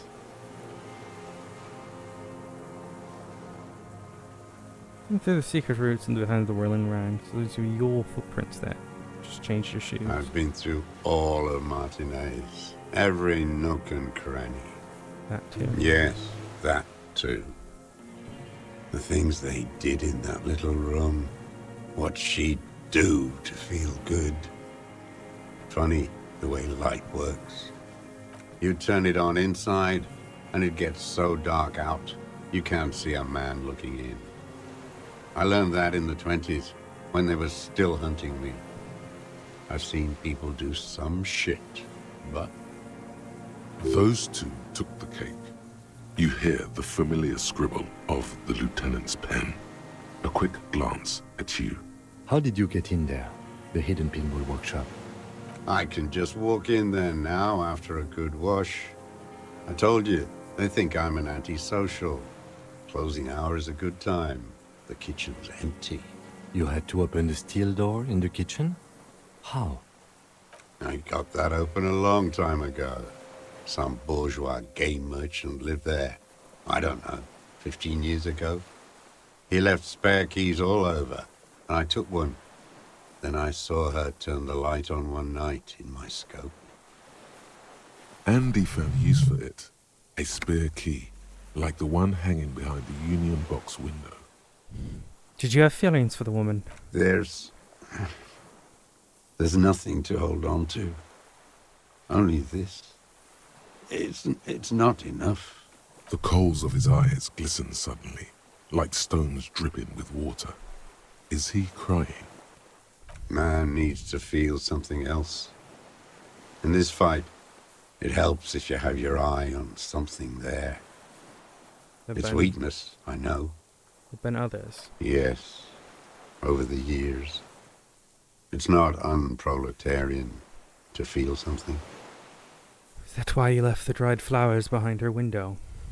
No. Why then? I don't really know. I was there one night and she was crying, like a child, in the corner of her room on the floor, like she does sometimes. When was this? The day after I killed him. And you brought her Maybells. Yes. I don't know why I do the things I do anymore. Neither does he. He lowers his head, like a sunflower on a withered stalk. In the silence, the lieutenant draws a line in his notes, then nods at you once more. In conclusion, it wasn't about him. It was about her. Her. The lieutenant nods at you in acknowledgement. Where is she, that Clazier? I haven't seen her there for days. Not at liberty to say. I know she's gone. Locked up, or on the run. She kept staring into the scope, you know. In the end, this last week, at the fort. Like she knew. Like she knew I was here. It doesn't matter. Midtown, across the Bay of Revachol, snow falls on 40-story towers. Above them, Lusan Central Aerodrome. a cocoon suspended in the snowy sky by a web of suspension wiring, encircled by hybrid aircraft. On the platform, a young woman is withdrawing from amphetamines, barbiturates, and alcohol. Yet still she smiles among the crowd, among the great ghost of the city she's leaving, for another, far south. Smaller, distant, hidden, not like the great chandelier she sees sparkle in the night below her.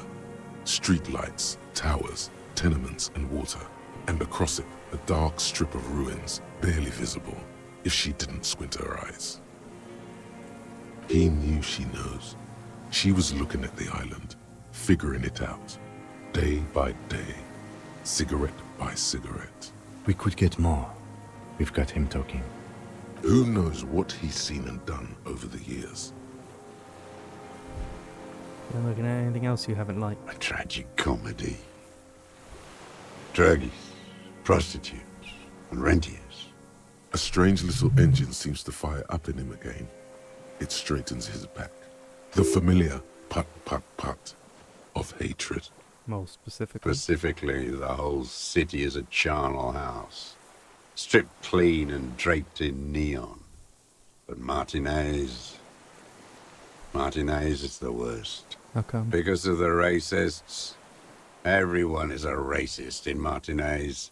It's their favorite thing to do. You literally in the used a whole racial world. slur like 10 minutes Listening ago. to race-themed radio shows. In the ruins, in their lorries. Pumped full of steroids and Radio Revachol 92. Race this, race that. It's all sanctioned by that Social Democratic Union and the farce of a Social Democrat who runs it. Mr. Clare. Yes, the fly larva in his container. He let some nihilistic advertising yuppies erect a statue of Philippe III, a syphilitic murderer, on the town square, to spit on the working class. Oh, he's the fucker who's been shooting them, I think. Because there was bullet holes in the statue. I wonder if that was him. Not since the serfs of ancient Pericarnassus has history produced a more inert social class than the Martinez proletariat. The rest of Revachol at least pretends to rebuild. These people still live in ruins.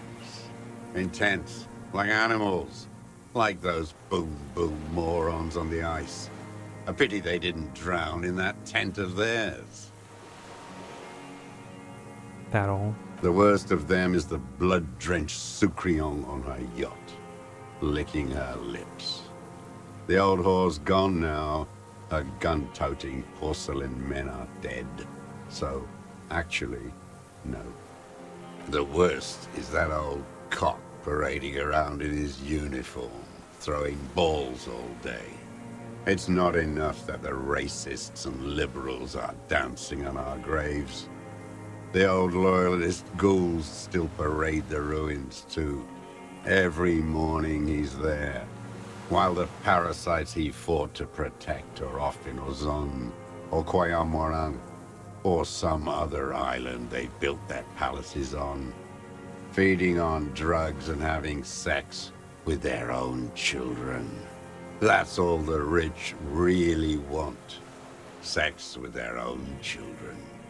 Throughout history, even the royal bloodline of the suzerain, it's all just an excuse for them to have sordid sex.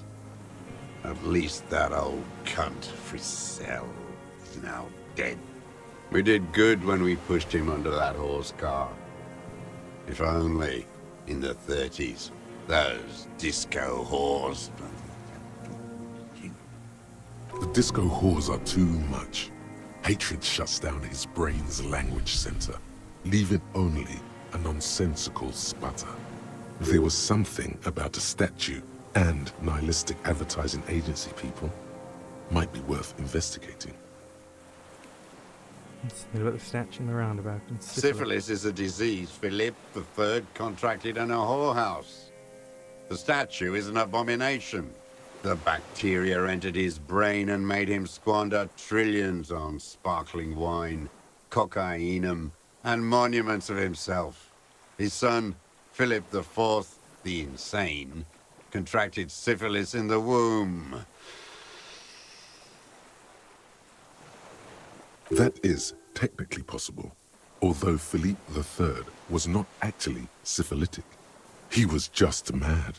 And he still went on to govern Revachol for 25 years. We lost 2 million lives toppling that mode of government. And those grotesque statues, too. Hundreds of them. It's still there. What a keen remark. Yes, it is, isn't it? It's still there. Do you know why?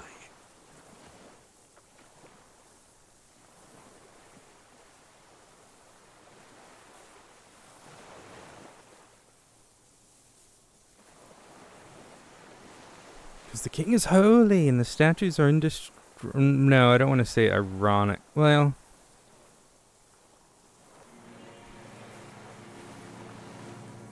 but mean it ironically.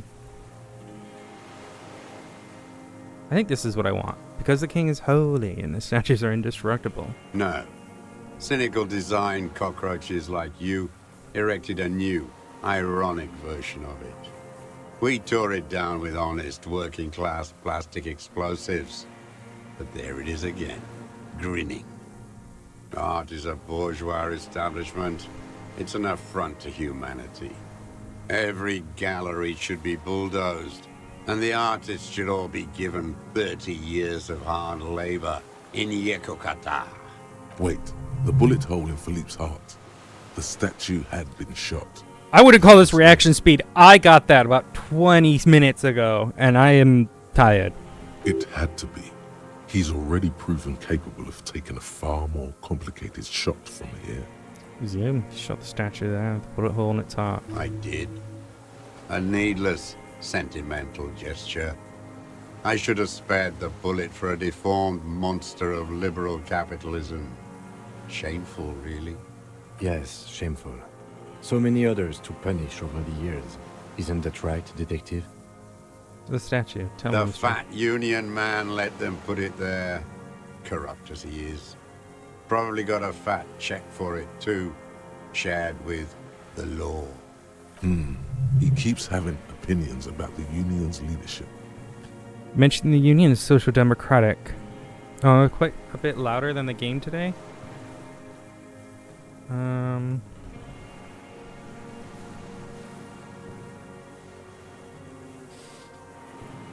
I don't know why. I could turn myself down a little bit.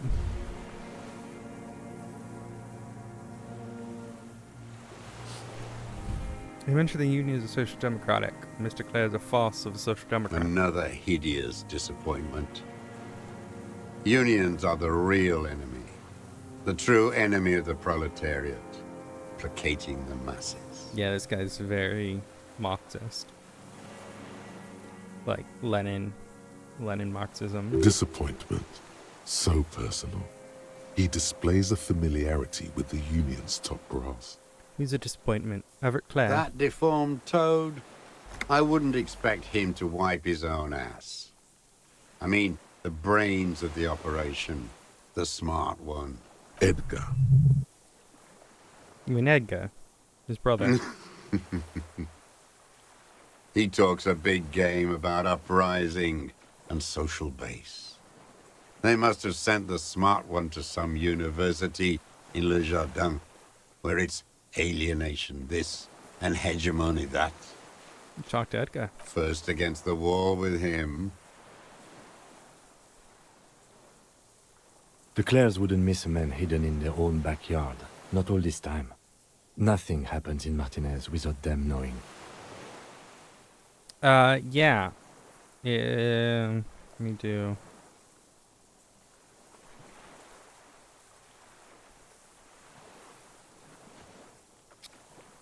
Oh, do I have a different command for that?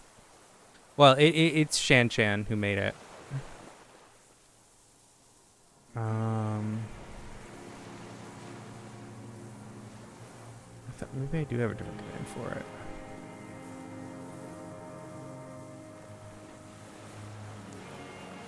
Oh, yeah. You do have a different thing for it. There you go.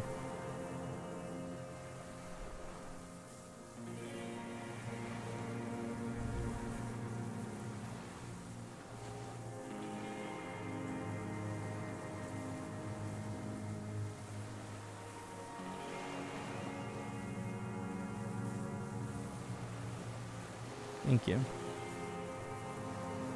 Of course. Maybe the Clears asked him to. Have you approached them?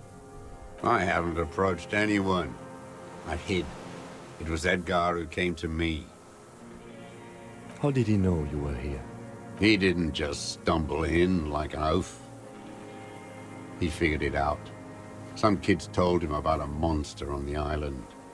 I told you, he has brains. Stepped right off the boat and walked down where you came. I even kept the door open for him. Thought he was a man of the left, wouldn't rat me out.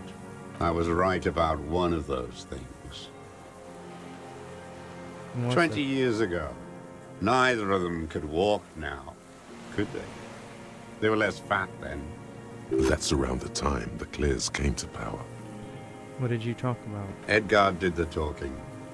Paid his respects like I were a fossil in a uniform. Offered platitudes about the struggle. Flaunted his pink degree. Even quoted Mazov. Never trust a social democrat who quotes Mazov. Oh, and charity too. They love their charity. Offered me blankets and social housing. I still have the gas cooker he brought. He let you be here. Let me be here? The ZOC is an unlawful successor of the Commune of Revachol. We took this fortification from the Loyalists. Even the Clares understand this. They let him be here. Understanding was a courtesy. But why such a courtesy?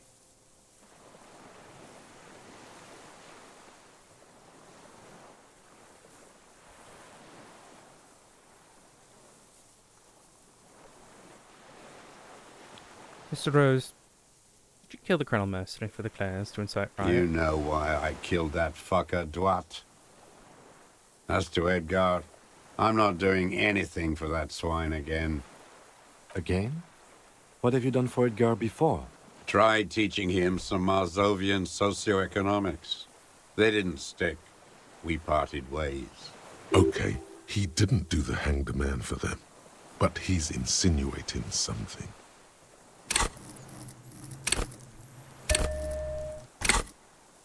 What was the deal between him and Edgar? The connection comes to you like a splash of cold water. Dark, cold water. 20 years ago, when you met Edgar, Clares didn't run the Union yet, did they? Hey. He acknowledges it. Here we go. A twist behind the dark bend. Who did? That bourgeois cow. Tiffin Holly was her name. Licked the rich man's hand every time he came to town. Never seen a labor leader so hot on mutual cooperation. And money. She liked that too. That Holly was a real bridge builder and a deal maker. Bordering on sentimentality, it drips out of him, tempered by something familiar to you. A familiar rage. And then she just disappeared. Called in, they say. On the eve of battle. Ran away. Vanished like a piss stain. No, that's not quite it, is it? Did she? They say her daughter called in, not her personally. But that wasn't really her daughter, was it? No, I guess it was not. Edgar had someone make that call. Why is it, Mr. She Crow? couldn't make the call herself. Here it is. The bend in the river. Why? Because she was dead. Just say nothing. The cow caught a bullet in her right lung.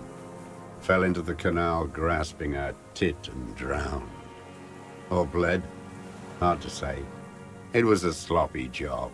And a moving target. She was going home. Waddling. dressed in yellow, drunk like she often was. The ruins are black around her, and she had a yellow leather bag under her arm. She tried to cross the canal. Heading home to Grand Couronne or Betancourt, someplace like that, where they build those new bâtiments for the people who flourish in the hell around her. And the ruins. You shot her. Someone shot her. Or maybe the cow just fell. My memory is full of holes. All I know is... Another big spike of rage. Different from the one he has for her. Nothing changed. Not in the material base. Not in the hegemony. There was no uprising. Just words. The Union fizzled. Sogged. Nothing came of it. Nothing. Edgar didn't keep his part of the deal. If you were to testify to this, give the RCM something on Edgar, you could walk. We would strike everything you've done and process you as a POW. You were in a war. You were on assignment. We could even extradite you to the Samaran People's Republic. A degenerate worker state. Goat shit. No, thank you. I'm Revacholian. My days are short. I will rot away here, in a moral intern cell. I will not testify to anything.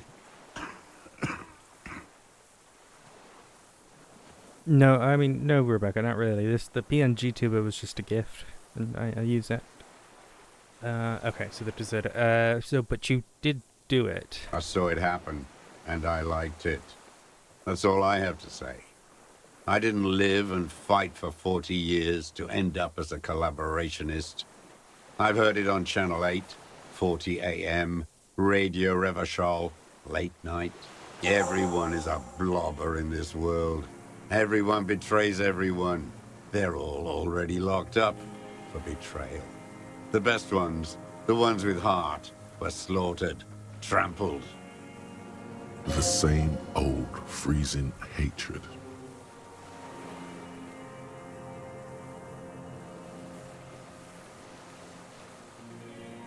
Glad we talked about that. Glad?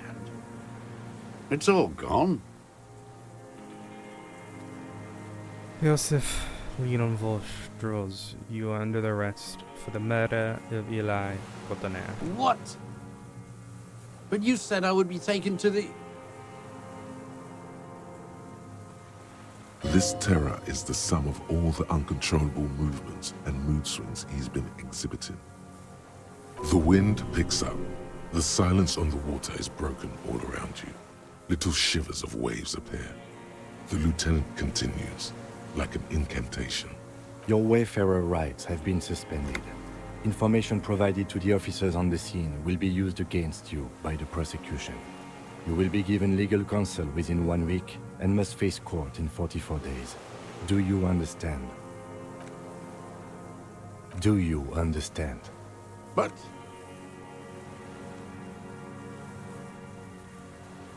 You understand, sir? No, I don't want to. I have to stay here. He's sweating. Beads are forming on his forehead. Pupils are dilated too. Eyes getting blacker and blacker. Your confirmation is not required, sir. Now on to the boat. Wait. You thought you heard something, but it's just the reeds. Maybe we could all fit in there.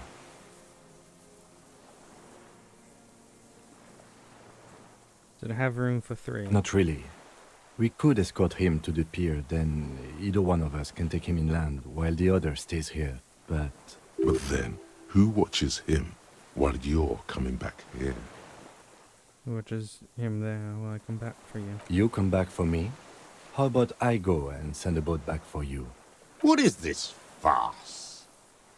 This is a fucking farce. I can't. Lillian, you could ask her maybe. Just ask that net. No. Off. Maybe I could just ask Epic to watch. This is no harmless old man. I don't know why I said that. Just world. This world. What is this? Below the confusion and the rage of Philippe Jean Mervue like yours, thought passes. Small pressing matters takes it. No, listen. Listen now.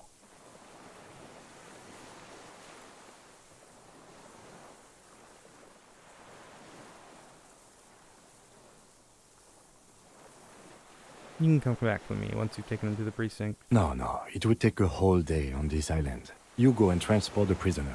I'll be here. I can escort him to the pier with you. No need to polite. I'll do it. This world? What are you talking about?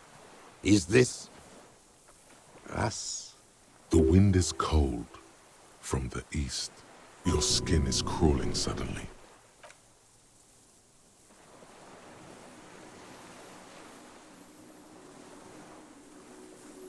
What the fuck?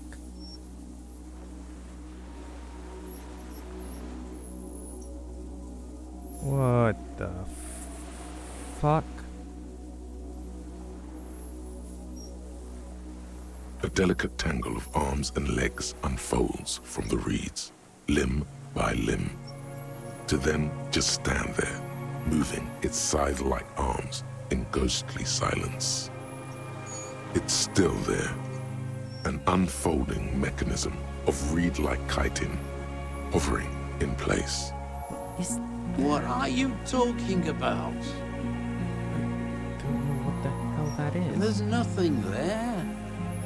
The stick insect is over 3 meters tall. It looks straight at you with its tiny pinprick eyes and its grotesquely small head. You feel your legs shaking under you and your gun hand move to your holster, but you don't have a gun. I've finally gone insane. You feel the lieutenant's hand on your back, and then you hear him say 4 words. I can see it. Oh, thank goodness. Thank God. If he can see, then you're not insane. But that means it's really there, spinning slowly, in absolute silence, its limbs long and slender. Be very, very careful.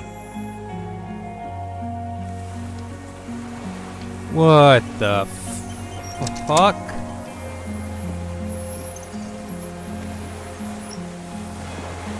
The creature stands on long stilt-like legs, antennae hanging from its head like a woman's hair, white and curled at the tips. It is no more than 5 steps away from you. Reed-like tufts stick out of its joints. As the insect moves its forearms, it produces a faint hiss, like a reel-to-reel machine spinning after the tape breaks. Slowly, with your breath held, you take 2 small steps toward the phasmid. The creature lets out a series of ultrasonic clicks that swarm around your head like swallows. Like laughter, a sort of happiness. Sweat drips from your brow, soaking your chest. You reek of it, your chemicals. The tracheal system on the creature's abdomen expands in front of you to take in and expel air. It's smelling you. Hissing and clicking, it extends its mandible-like antennae to greet you. You're right below it now, looking up at the colossal chitin of its white limbs. The head of the creature is crowned by reeds, and its eyes are like small droplets of water. The insect stops its stridulation, seeming to observe you. Below its crown of reeds, little pinprick eyes detect motion, glittering. The world stands still around you. Suddenly, there is silence. No, stop. Be afraid. The invertebrate comes back to life, stridulating. Sets of complex eyes follow you, moving in tandem on either side of the insect's small head. It's smelling me. Maybe it is real, the pheromone. The insect's head is crowned with reed-like scales, the shape of seed heads. They rustle as the air moves. The ventricles at its abdomen continue expanding, like lunglets. breathing you in, your sour, greasy semiochemicals on the breeze. Can take the picture. Okay.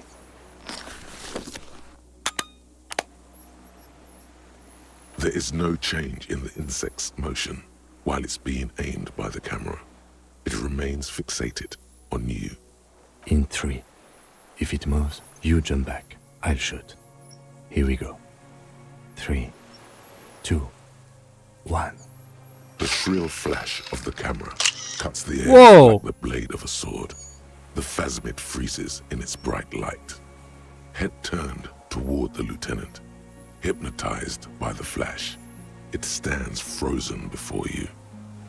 The sweat on your arms feels cold as ice, as if you're frozen as well, in the shadow of this great statue of chitinous marble. I got it.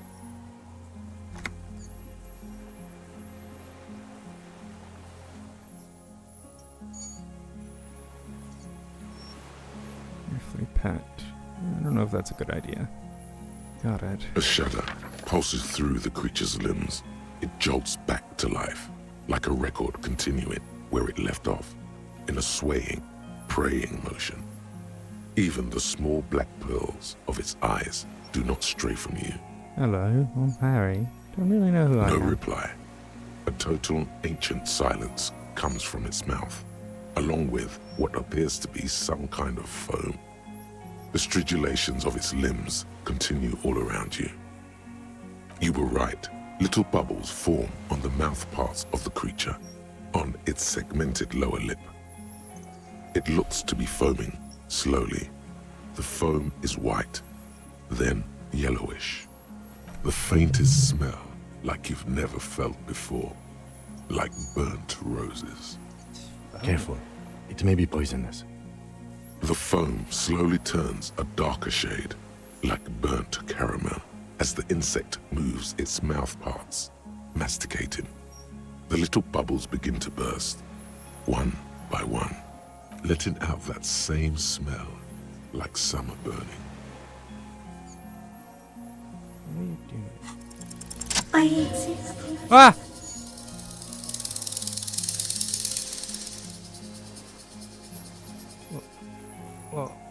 What is happening? No, you're awake. I am real. Light is forming me. This is real. Tell me what it's like for you. I'm ill. What is your illness?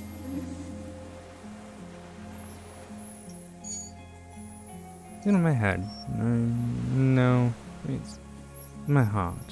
Sadness, input after For input. me, it is not like that. I have states, not emotions. For example, I experience excitement at unexpected sugar rewards. But that is not important. Now I will tell you how it is for me. For me, it is a series of half-lit images, a kind of darkness, being intruded upon. By what? Shapes of plants and animals, and internal sensations. A swarm of sounds, tiny vibrations on the inside of my forearms. All speak of complexities totally beyond my understanding. I am at the end of a narrow funnel, weightless, so light, it only feels like something to be me. In truth, perhaps I'm nothing. I certainly do not have a soul. And if I did, it would never ache. Fuck is happening to me I right now? don't know. You're just a shadow for me. Far away, faintly transmitting. But for a curious smell, What's between me? An incredibly sensitive few instrument. of us can begin to imagine the horror of you. With all of creation reflected in your forebrain. It must be like the highest of hells, a kaleidoscope of fire and writhing glass. Eternal damnation, even when you're sleeping. And when you wake, you carry it around on your neck, with eyes open that cannot help but swallow more behind the mirror. I feel great, mute empathy for you. It's very disorienting at first, but I'm keeping my shit That together. must be incredibly hard. The arthropods are in silent and meaningless awe of you. Know that we're watching. When you're tired, when the vision spins out of control, the insects will be looking on, rooting for you. I don't know how I like this part of the game, like where he like talks to like inanimate things or things that can actually talk to him.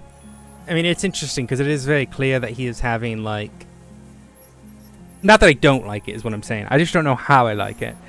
Like, you want to play this very serious detective, but he... You know, he's definitely going through a lot of shit to the point that he's you know, gone through quite serious alcoholism and, you know, his brain shattering essentially. So I guess this is kind of ways for him to collect his thoughts. It's interesting. And when you fall, we will come to raise you up. Bud from you, banner-like, blossom from you and carry you apart in a sky funeral, in honor of your passing. But not me, because I'm just a leaf eater. So I think with the character that we've made for this playthrough, I think he's just gonna kind of have to shake it off. But I want to definitely explore it in a different playthrough. But I think this character that we've created, this sort of nihilistic realist who's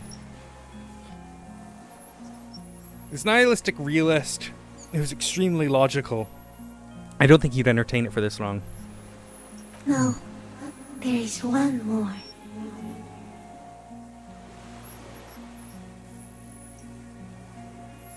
Of all the creatures I have met, you are the most beautiful. Thank you. I also have one more thing to say to you. That woman, turn from the ruin. Turn and go forward.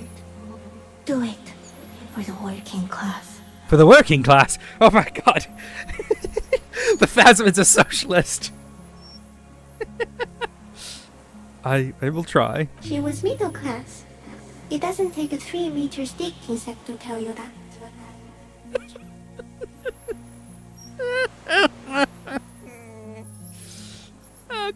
As you're turning away, the Phasmid mirrors your movements, stepping on the water, the long limbs carrying its feather weight without breaking its surface. It's a communist cryptid.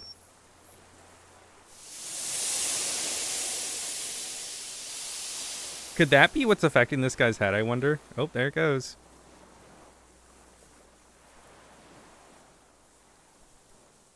And just like that, it's gone, skating away across the sea's calm mirror like a skipping stone, leaving nothing but circles on the water. And something under it, in the place it stood, bobbing there, among the reeds, a collection of items. It's gone. What's that? Looks like a nest of some sort.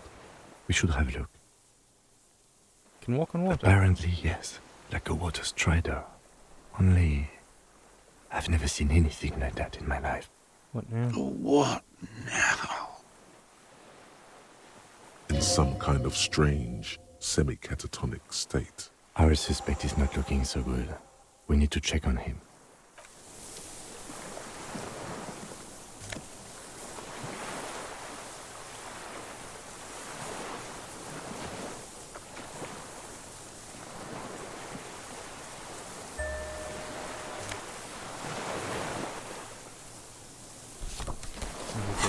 Passport. This passport, issued by the Sovereign Republic of Oranje, is issued to a black-haired woman called Katarzyna Alazie. Classius hidden documents from the MT boy. It's Klasia, with short black hair and glasses. She looks boyish, younger somehow. Maybe our man, Mr. Dross, took it from Classius, or whatever her name was. Hiding place, or...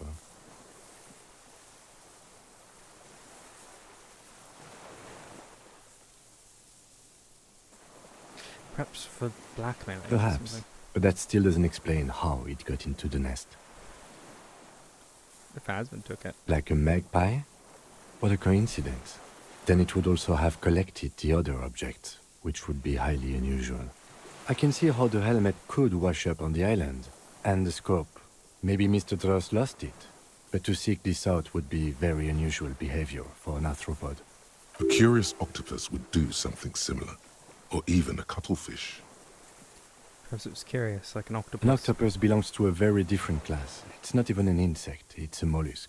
But yes, I see your point. Just touches She said it would be for Anouk Meyer-Smith. Anouk. Katarzyna Alazia was supposed to be her real name. Where Klazia comes from. Remember? God damn it. It's supposed to be her real name. Maybe this is her real past. No, she lied to us. Yes, somehow she managed to lie to us. One more time. In a way, she's still lying to us right now. What's her real name then? I don't know. But it's not Katarzyna Alazia or Klasia or Anouk Meyer-Smith. We didn't even scratch the surface with her, detective. Perhaps it's better that we didn't arrest her. Who knows what hell she'd be raising in my district by now. The winds are silent. The streets are empty of her. She is no longer in the city of Revachol.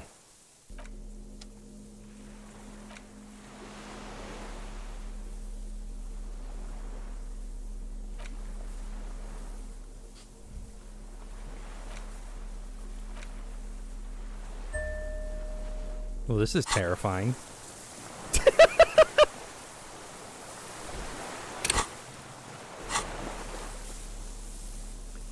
I don't have the full armor, so I think if I put this on, I won't get the...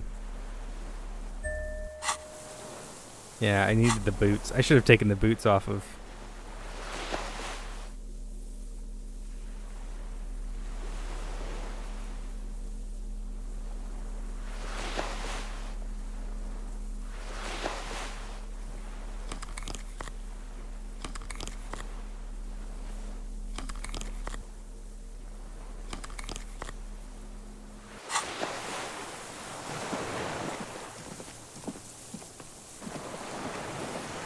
What is it? What do you want from me? I can't go. Something is very wrong with him now. How'd you not see the Phasma? Mr. Dross? The man does not respond. He keeps staring, black eyes glazed over and bulging from their sockets. His gap-toothed mouth shaking, like an addict of some terrible substance. The plastic cape feels coarse. A light shiver passes the man. Other than that, no reaction. He feels small and frail. He's going into some kind of psychomotor immobility. The good news is, this solves our transportation problem, doesn't it, Mr. Dross? The trembling mouth appears to sigh. Between this and the broken tire he's used for a boat, I think it's safe to leave him here, while we go and get help. It will need to be medical first, I'm afraid. Something in the plasma. He stares into the reeds. Your words don't stir anything in him. Perhaps you should. I lost. He turns his eyes to the reeds again, as he's done so many times. Beige and white stripes. He lost the scope. Then it somehow made its way over there, with the help of a magpie phasmid. This sight is a T9, Mr. Dross. Was it attached to the rifle when you made the shot? Silence. Not even a sigh. You've gotten all you will out of this poor being. No reaction.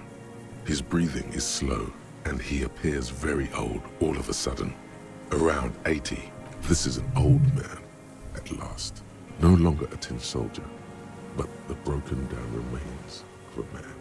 Did you take this passport and other papers from the boy on the course? The spirit. He hears us. The spirit? No reply. He's gone again. Try something else? We got him back for a moment. Nothing. Just dull staring.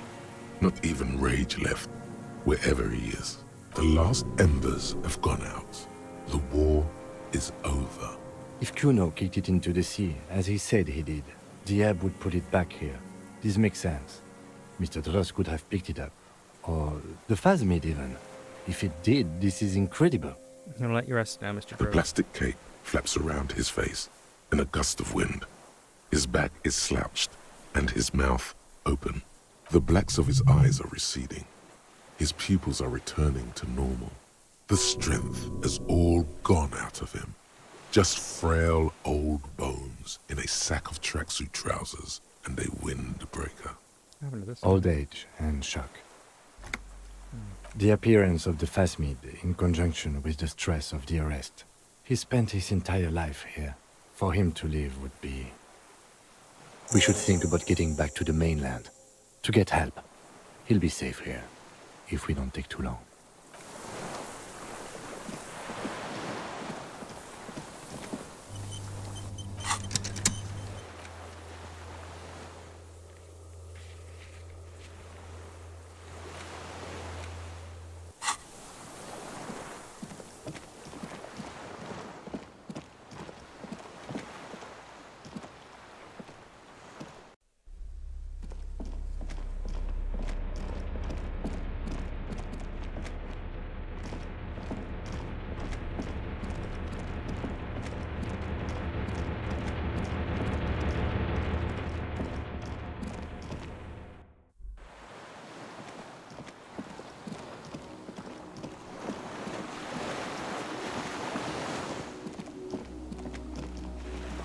The skiff is swaying on the waves. Let's.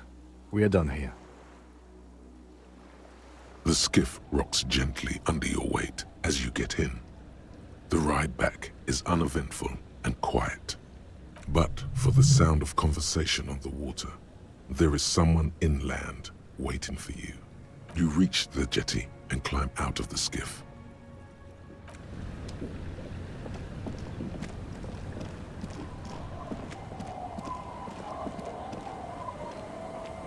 Look what the tide brought him. Harry, you're bleeding all over the place. You're half dead. Whatever this is, it is completely unimportant compared to what you've just seen.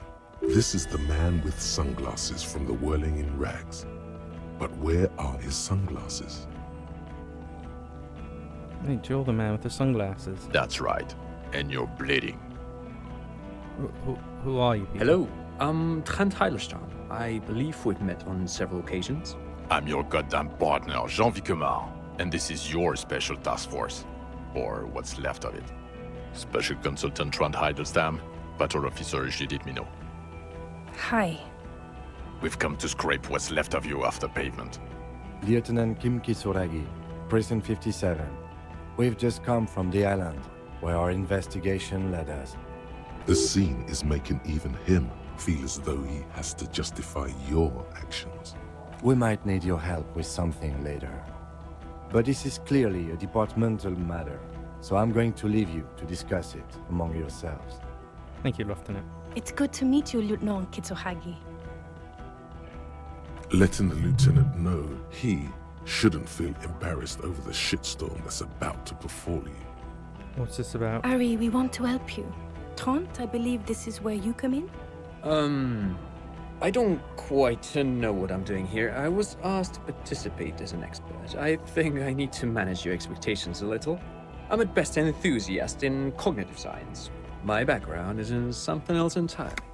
I engage in neurology on a merely theoretical level. In fact, I should probably get going. No, Trent, it's too late. You're part of this shit now. What have you got to say for yourself, shit kid? Shit kid. What an interesting moniker.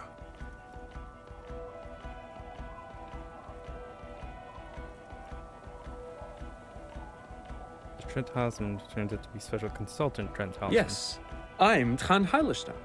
I never said I wasn't Trent Heilerstein. What's up with the kid then? Mikhail? Mikhail is my son. Oh, okay, sorry. No problem. What are you consulting on here? What indeed? I was asked to share my take on some of the more obscure theories developed in Königstein in the 30s, like partial psychotraumatic amnesia, group personality theory. He's here to see if you're insane. He's smart. Let's move on. You mentioned the task. Yeah, Major Crimes Unit, under Lieutenant Dubois and Vicomar. Ring any bells?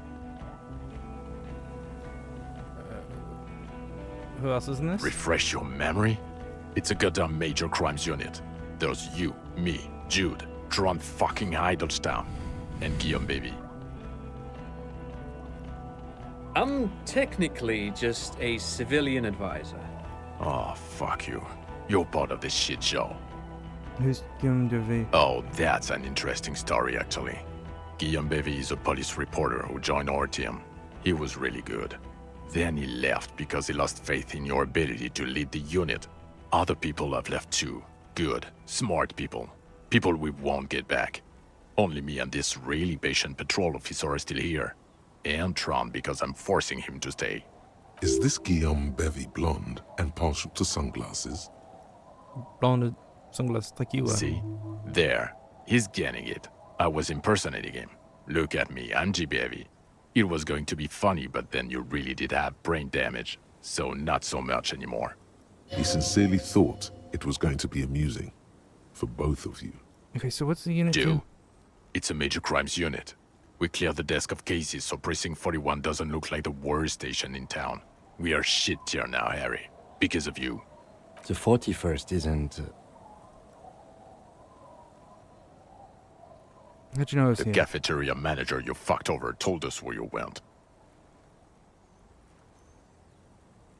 I understand, okay. Gate told you. And the people on the street helped us too, with your whereabouts. You're a legend among the drunks, Harry. A legendary local drunk. Where have you been this whole time? Where have we been? We've been fucking off as far as I remember. You told us to fuck off. You said we're cramping your style. Your detective god. Fuck everything. All we burn. Detect or die. I'm not like that. Yes, you're sorry. You're the sorriest cop who ever lived. Nothing has changed, Harry. I've heard this repentant shit 1,000,000 times over. This is ringing any bells. The bells aren't ringing because you have brain damage. Trond, this is where you come in. How bad is it? Well, he doesn't have visible tremors, he talks without slurring, he can drive a boat, he's standing, reasoning. All good signs, but complete retrograde amnesia, episodic and semantic. Meaning, you forgot both who you are and the definitions of money, Isola, Pell, and so on. As displayed in a station call, our interactions with him, and I don't want to be a snitch, but also mine with him before when Harry did not seem to know who I was. It's all very interesting. Interesting? Yes, interesting. I have my theories, but I would like to hear Harry's thoughts first. Harry, what do you think happened to you? Neurologically, psychologically, and why not socioeconomically?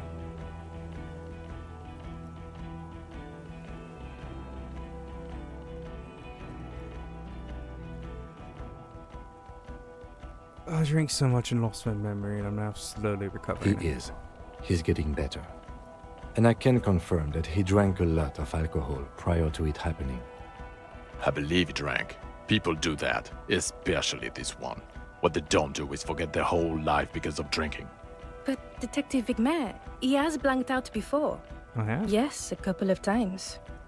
After some of the more serious benders. One was after the 2 drunks case, the other when we looked into that mural. The 2 cases in your ledger. The unsolvable case and the Next World mural.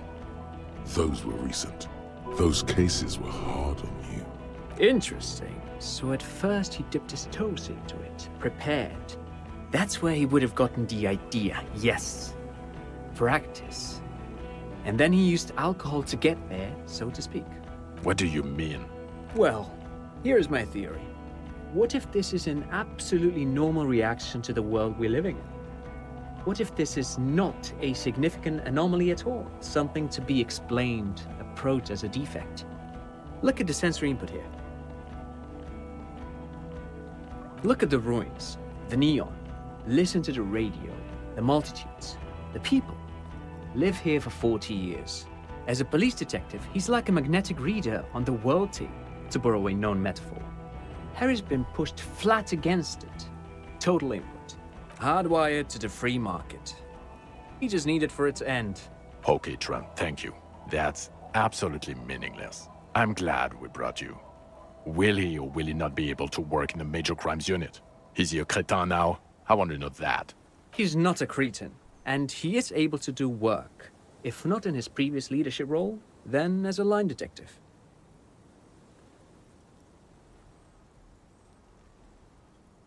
Line detective is good for now. For now? I misphrased my question. It should have been, is he able to put his clothes on and use the body? Or do we need to get him on a disability pension? What now? Now, nothing. Now we're just going to stand here. Really? No. Now we discuss that. What the fuck did you do to a motor carriage? Why is it there, Harry?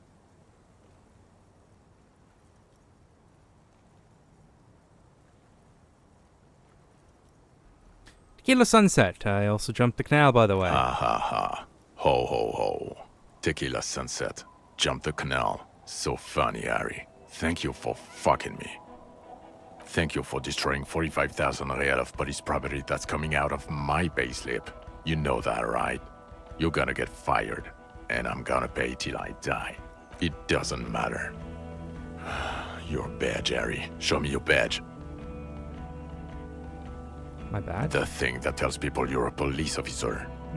In a rush to demonstrate your badge, your eager fingers can't sustain a grip on the smooth plastic, and the badge slips out of your hand. Fuck.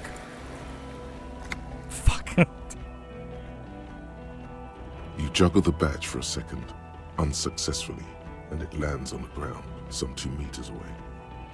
Ouch! You strained your elbow trying to catch that stupid thing. Damn it. He found it. He found it, Jean. It's his badge. And your gun? As if having your badge and gun are natural states, not achievements. I upgraded my gun to a rifle. Upgraded it. I don't care about your weapon mania, Harry. I only care about your official sidearm, which you lost. This is Trail Gun 4.46. It's used to kill a man from nearly a kilometer away. I don't care. Where is the gun the RCM gave you to kill people with? Where is that one? Yeah, I don't have that. I don't. I knew it. I told you we didn't have it. This isn't cause for celebration. It's bad. Oh, I would say it's very bad. You're drunk like a bum, Harry. Please, put the stolen rifle away before you kill someone. I'm not drunk. I haven't started drinking again. So you forgot to drink? I don't buy it. Why do you smell like a corpse then? He's wounded. It's been a long week, and he's handled an actual corpse.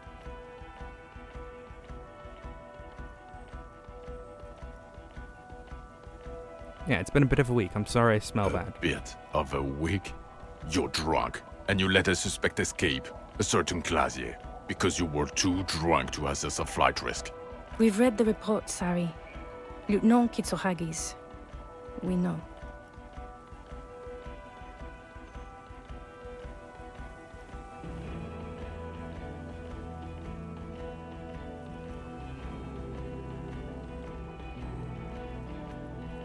Some sort of spy from the Occident, specialty Oh, training. well, if she was specially trained. I'm not even gonna get into the other suspect who also escaped. Yeah, Ruby's something. Or the fact that you very likely sold your gun for booze. That's peanuts. That's nothing. That's a humorous anecdote. Compared to the 8 people who were gunned down, the streets are literally red with blood, Harry. It was fucking mass murder. He did everything he could. We did everything we could. The company hired and vetted mercenaries. Lieutenant Dubois got between them and the locals. He did so at considerable risk to his own life. He was shot and survived only because of his armor. We stopped an execution, not a negotiation. The loss of life was minimal compared to what it could have been. I also solved the case. It's solved, all of it. Detective, it's better if I do that. It's so much better if he does this. 1,000,000 times better. Thank you for the input, Lieutenant Kitsuragi. I didn't mean to suggest you didn't handle the situation. You've spent the week with him on this case. What is your take? On the case? On Lieutenant Geoffrey Dubois. Well, the drinking, the gun losing, also losing the badge. That's all true. Although he has not been drinking on the job this week. See? 1 week. Then there's the self-flagellation issue. Okay. He likes to apologize profusely, making it sound like he's guilty of at least first-degree murder. It's not a good communication strategy for an officer. It's worrying, especially considering his political views. Detective Dubois is, as you may know, a Mazovian socio-economist. He wants to liquidate the ruling class, which, again, for a police officer, is a little odd. Kim, don't throw me under the fucking bus! You should yell something. Yes, let's let the big boys talk. And then there's the motor carriage in the sea, something I was not present for. But despite all this, he is a great detective, one of the best I have seen, in fact. He can talk human beings into telling him everything, and he doesn't stop. In all the time I've spent with him, he has not once stopped pursuing leads, however far-fetched and tangential. He is tireless, madly driven. Well, except that one time when he stopped to sing karaoke, which, by the way, was a valiant effort. He really sang his heart out. I did. Yeah, it was what it was. Other than that one time, he has tirelessly worked on the case, and he solved it. We have a confession, a murder weapon, and the perpetrator, locked on the island right now, awaiting transportation. He apprehended a revolutionary brigade who stayed hidden for 50 years, ever since the revolution, who's probably committed other murders over those years. Oh, and he also discovered a new species. A new species? A colossal stick insect. It was on the island, camouflaged as the reeds. It unfolded from the reeds. I think we may be dealing with the Insulindian phasmid. He takes out the photo and shows it to the officers across the yard. Thick white snow falls all around you. Flakes stick to the glossy photo of the phasmid. You hear gasps beneath the howling of the wind. As you can see, it's about 3 meters tall. In fact, we think it may be the largest land invertebrate ever discovered. Fucking hell is that? Is this somehow connected to the case? The killer did not seem to be aware of the phasmid's presence. Exhibiting a strange, atypical dementia, he fell into a stupor after its appearance. He became near catatonic. The phasmid may have contributed to his mental state in some way over the years. So it is connected. I must say, this is absolutely extraordinary. I don't even have words for it. Yes, it really does make it hard to fire the drunk. This is a very, very sad man who has just seen something that's made him forget his sadness. Now you make your case. Now is the time. Now or never.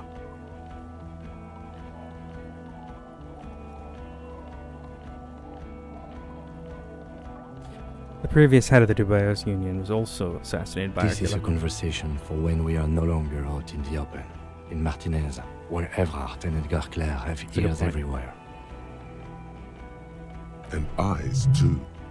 Your return from the island must not have gone unnoticed. Understood, of course. I would prefer not to partake in anything union-related, for political neutrality. This has to be good stuff for him to backpedal out of it at first mention. The killer, Lilianovich, we have a strong motive. Lilianovich. A revolutionary matronym. Revolutionary The matronym. custom started in Grad, where they have patronyms. Krasovich, Lasovich, etc.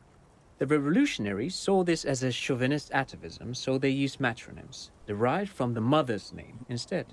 This man's mother was Lilian. His Lilian's son, Lilianovich. The custom was overturned after the revolution failed, but not before it made it to Revachol. So, it is what a soldier of the ICM would be called. Thank you, Trant. Thank you for that piece of cultural theory. You said you have a motive? Of course, excuse me, I just thought it was noteworthy. He wasn't quite sure about the straggler before he heard this detail. It must have convinced him.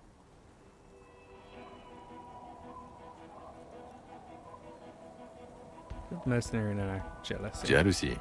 I thought this Lilianovich was an old man. To have been hiding for 50 years. Like 70-something. A strange psychosexual fascination. The result of spending all this time in solitude on the islands of this bay. And trauma too. He himself gave a political reason. In his mind, he had killed an enemy combatant. Also, we have ballistics from the gun, matching the bullet found in the dead mercenary's head, and 2 officers on the scene that Mr. Dross confessed to. It's a clean win. Oh, it's way more than that.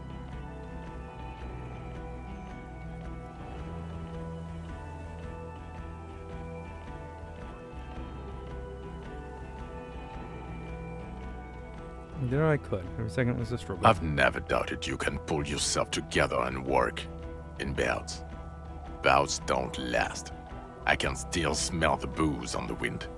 God damn it. Doesn't it ever leave? It is there. Like in your bones or something. It will pass. In time. There's also a dead man on the boardwalk. A missing person. Yes. Fallen through a gap in a boardwalk. Drunk. You know, I found The body was transported to Precinct 41, our morgue.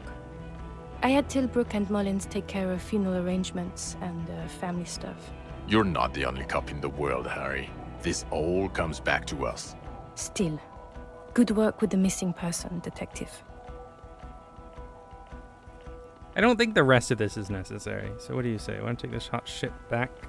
I don't want to, but you discovered a new species and solved the murder. So I have to. Jude? Anything that ends the trial is okay with me. Agreed. The public relations potential of this is too valuable to let go. Okay. We have vehicles in the square, and the perpetrator needs to be taken into custody. Let's go. I have a few questions before I go. The man looks westward, impatiently, jingling his car keys in his pocket.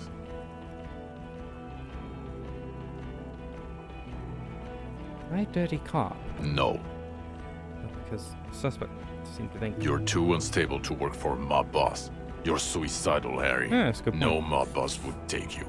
I assure you, I wouldn't consult for a corrupt unit. Oh, that's He good. would immediately backpedal out of it. Why am It's I like not that? a mystery. Some chick fucked you over. Also, you were drunk. You really went with it too. Really maximized the damage. Some chick who... Dora something. Dora Ingerlund. Yeah, you mentioned her name. Not Dora Dubois. We weren't even married. No one is married anymore. This is Revachol. When was this? God, I don't know.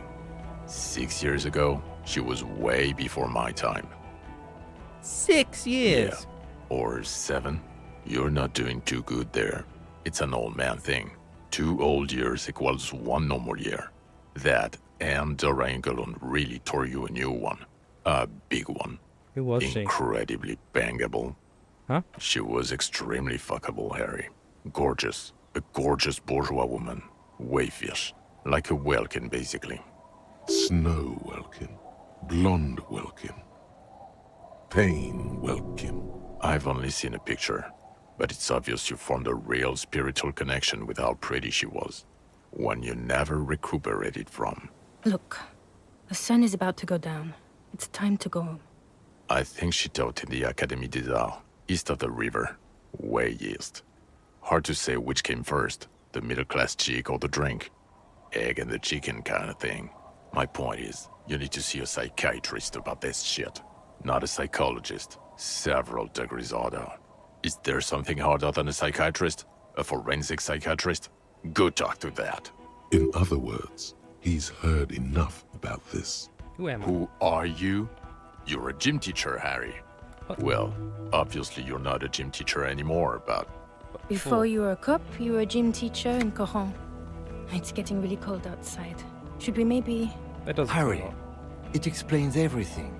The running around, the jumping, the bicep girth, your inexplicable facial hair. A collection of fallen sportswear. The fact that you don't seem to know what homosexuality is.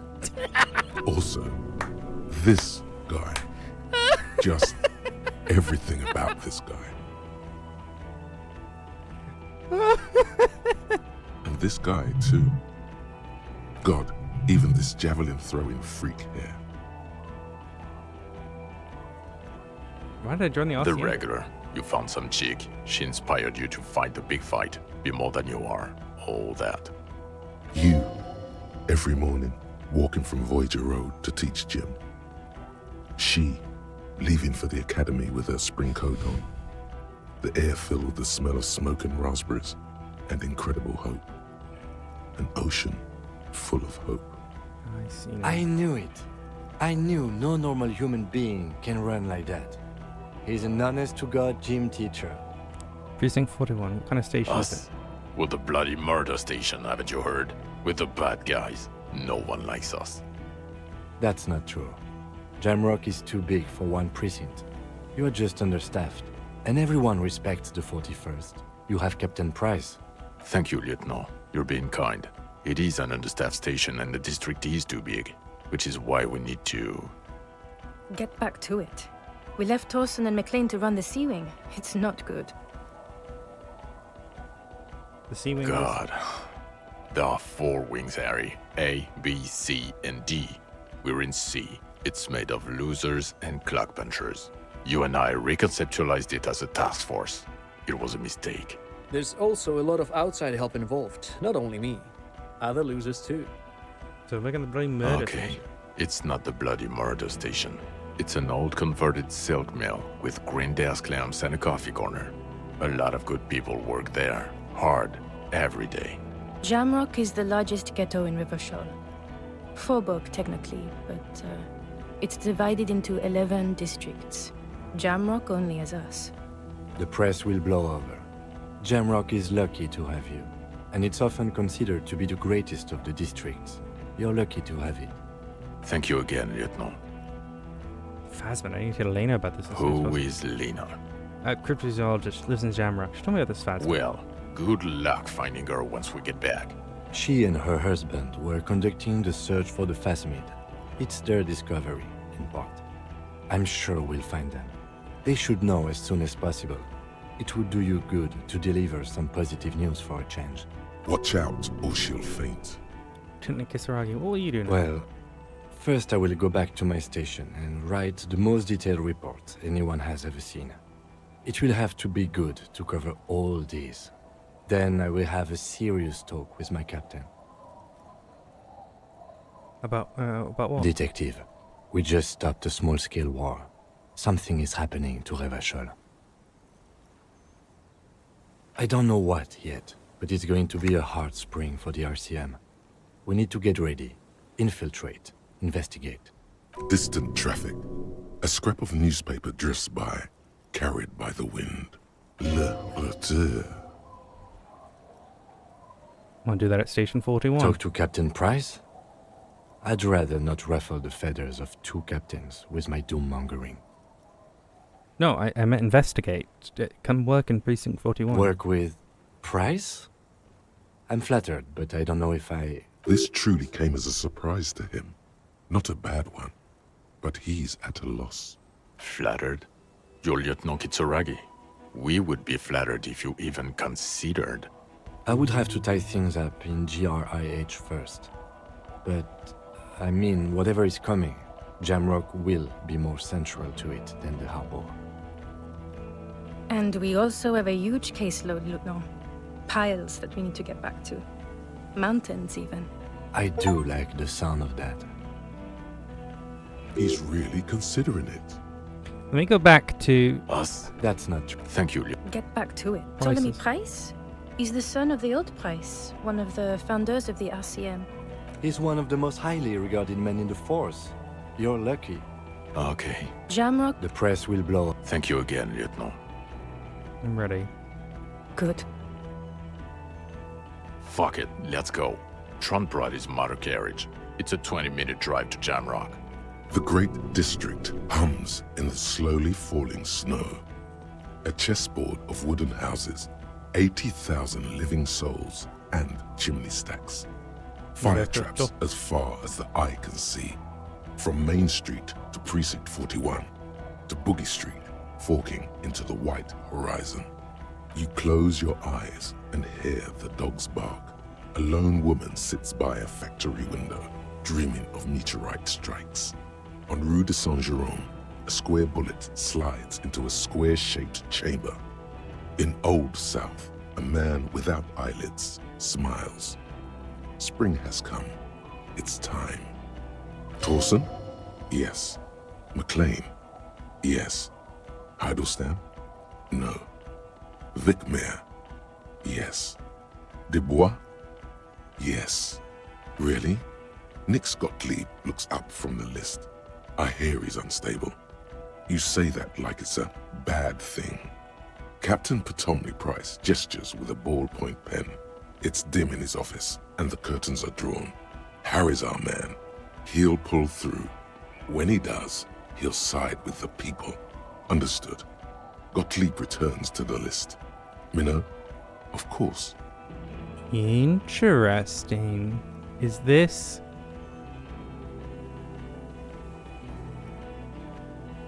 them trying to be like, oh, who's going to side with the revolution? Wonderful. Then can we please just go back to Jamrock now?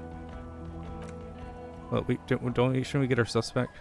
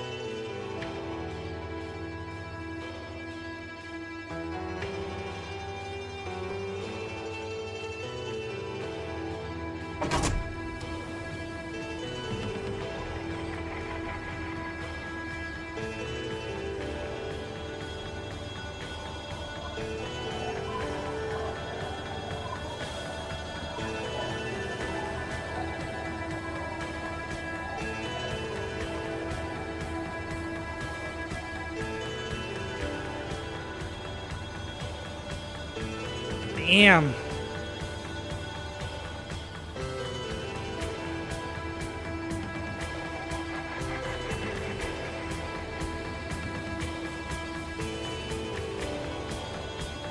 That was an excellent game. I can't sing its praises enough.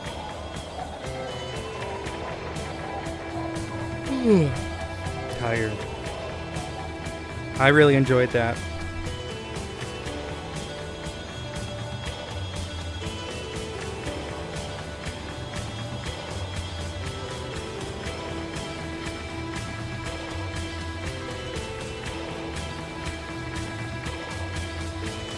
Interesting.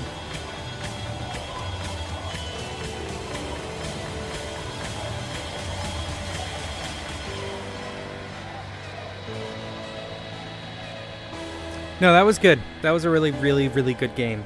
I don't know if I really have any words yet, but it was...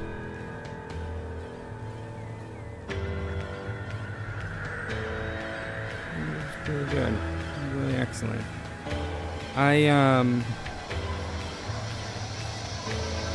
I think it was definitely a lot more of a role-playing game than a detective game per se. Like, there were things where we started thinking about detective sides of things, but I don't know if our decisions on the outside really made a massive difference other than being like, we should go here, we should go here.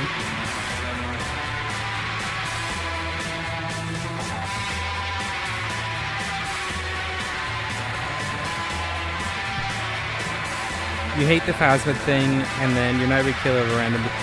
I don't like that. I agree.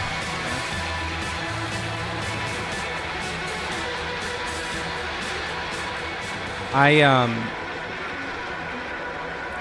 can't say I really... I do not like it in detective games when there's no way you could have figured out who it was because it's some random person who's been introduced at the end. I mean, maybe I mean, they had the gunshots. You could see the gunshots occasionally along whatever. And I wonder if we had spoken to more of, like, the kids, whether they would have mentioned to seeing someone out on the thing. So, like, you know, I think there's ways that you can hint at it throughout the game. I would be curious what's in that chain engine thing. Like, if it would have been possible to, you know, something along the lines. I guess there have been hints here and there, but, like, yeah, it is rough when it's like they're introduced at the end.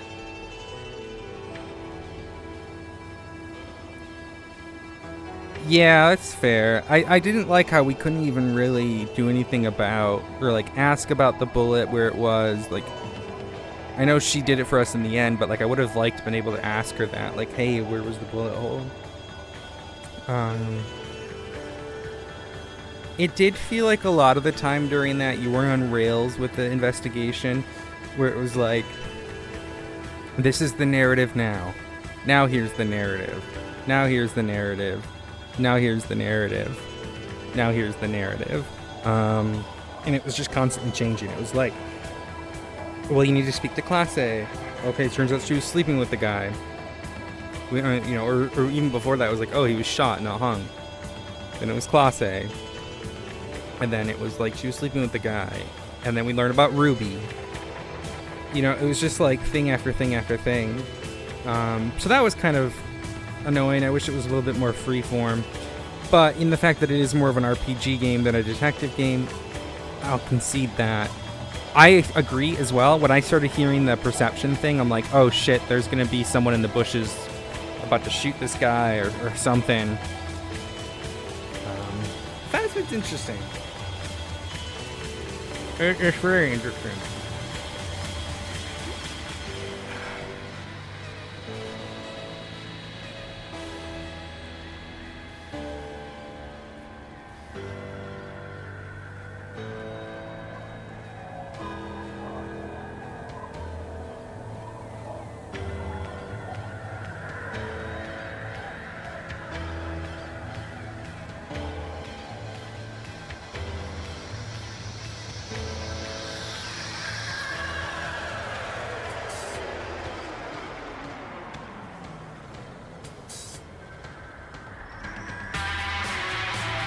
Yeah. Well, you're taught that it should, everything should be about the case.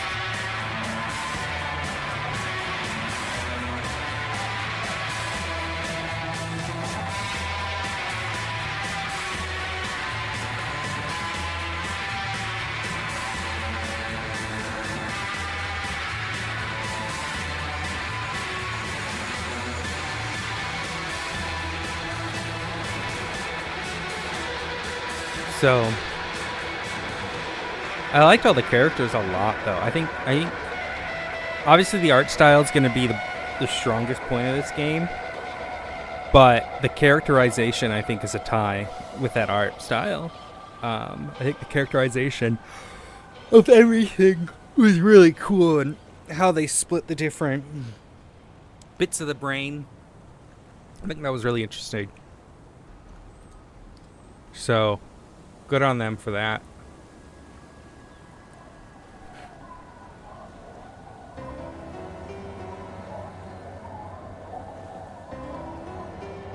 Yeah, it also wasn't very clear, like,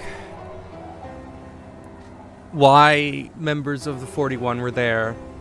It just felt kind of random. Like, why did they show up randomly in the bar and you couldn't really talk with them? Like, that was weird.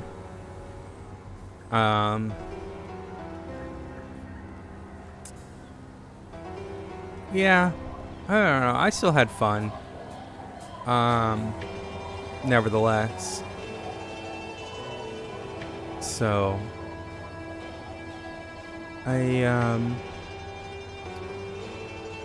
yeah. Is there anything else after this? Oh yeah, I would love to see more of the world building too. Is there anything else after this that I need to, like after the because I can't skip the credits. So if there's anything else, I can't tell.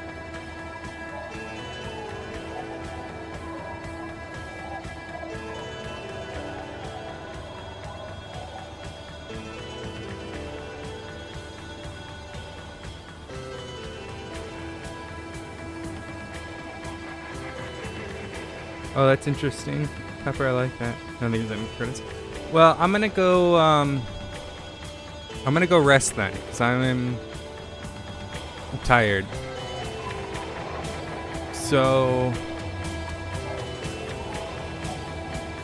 I'm gonna send you guys off to Zakel. Go give her lots of love. I'm pretty tired, to be honest with you guys, so I need a rest. Got a busy week this week too, so I don't know what we'll do Friday. I think it's one of the games that I've got on Steam. I think it's Confidential Killings that we'll do. But yeah, lots of love, everyone, and I shall see you all on Friday. Bye.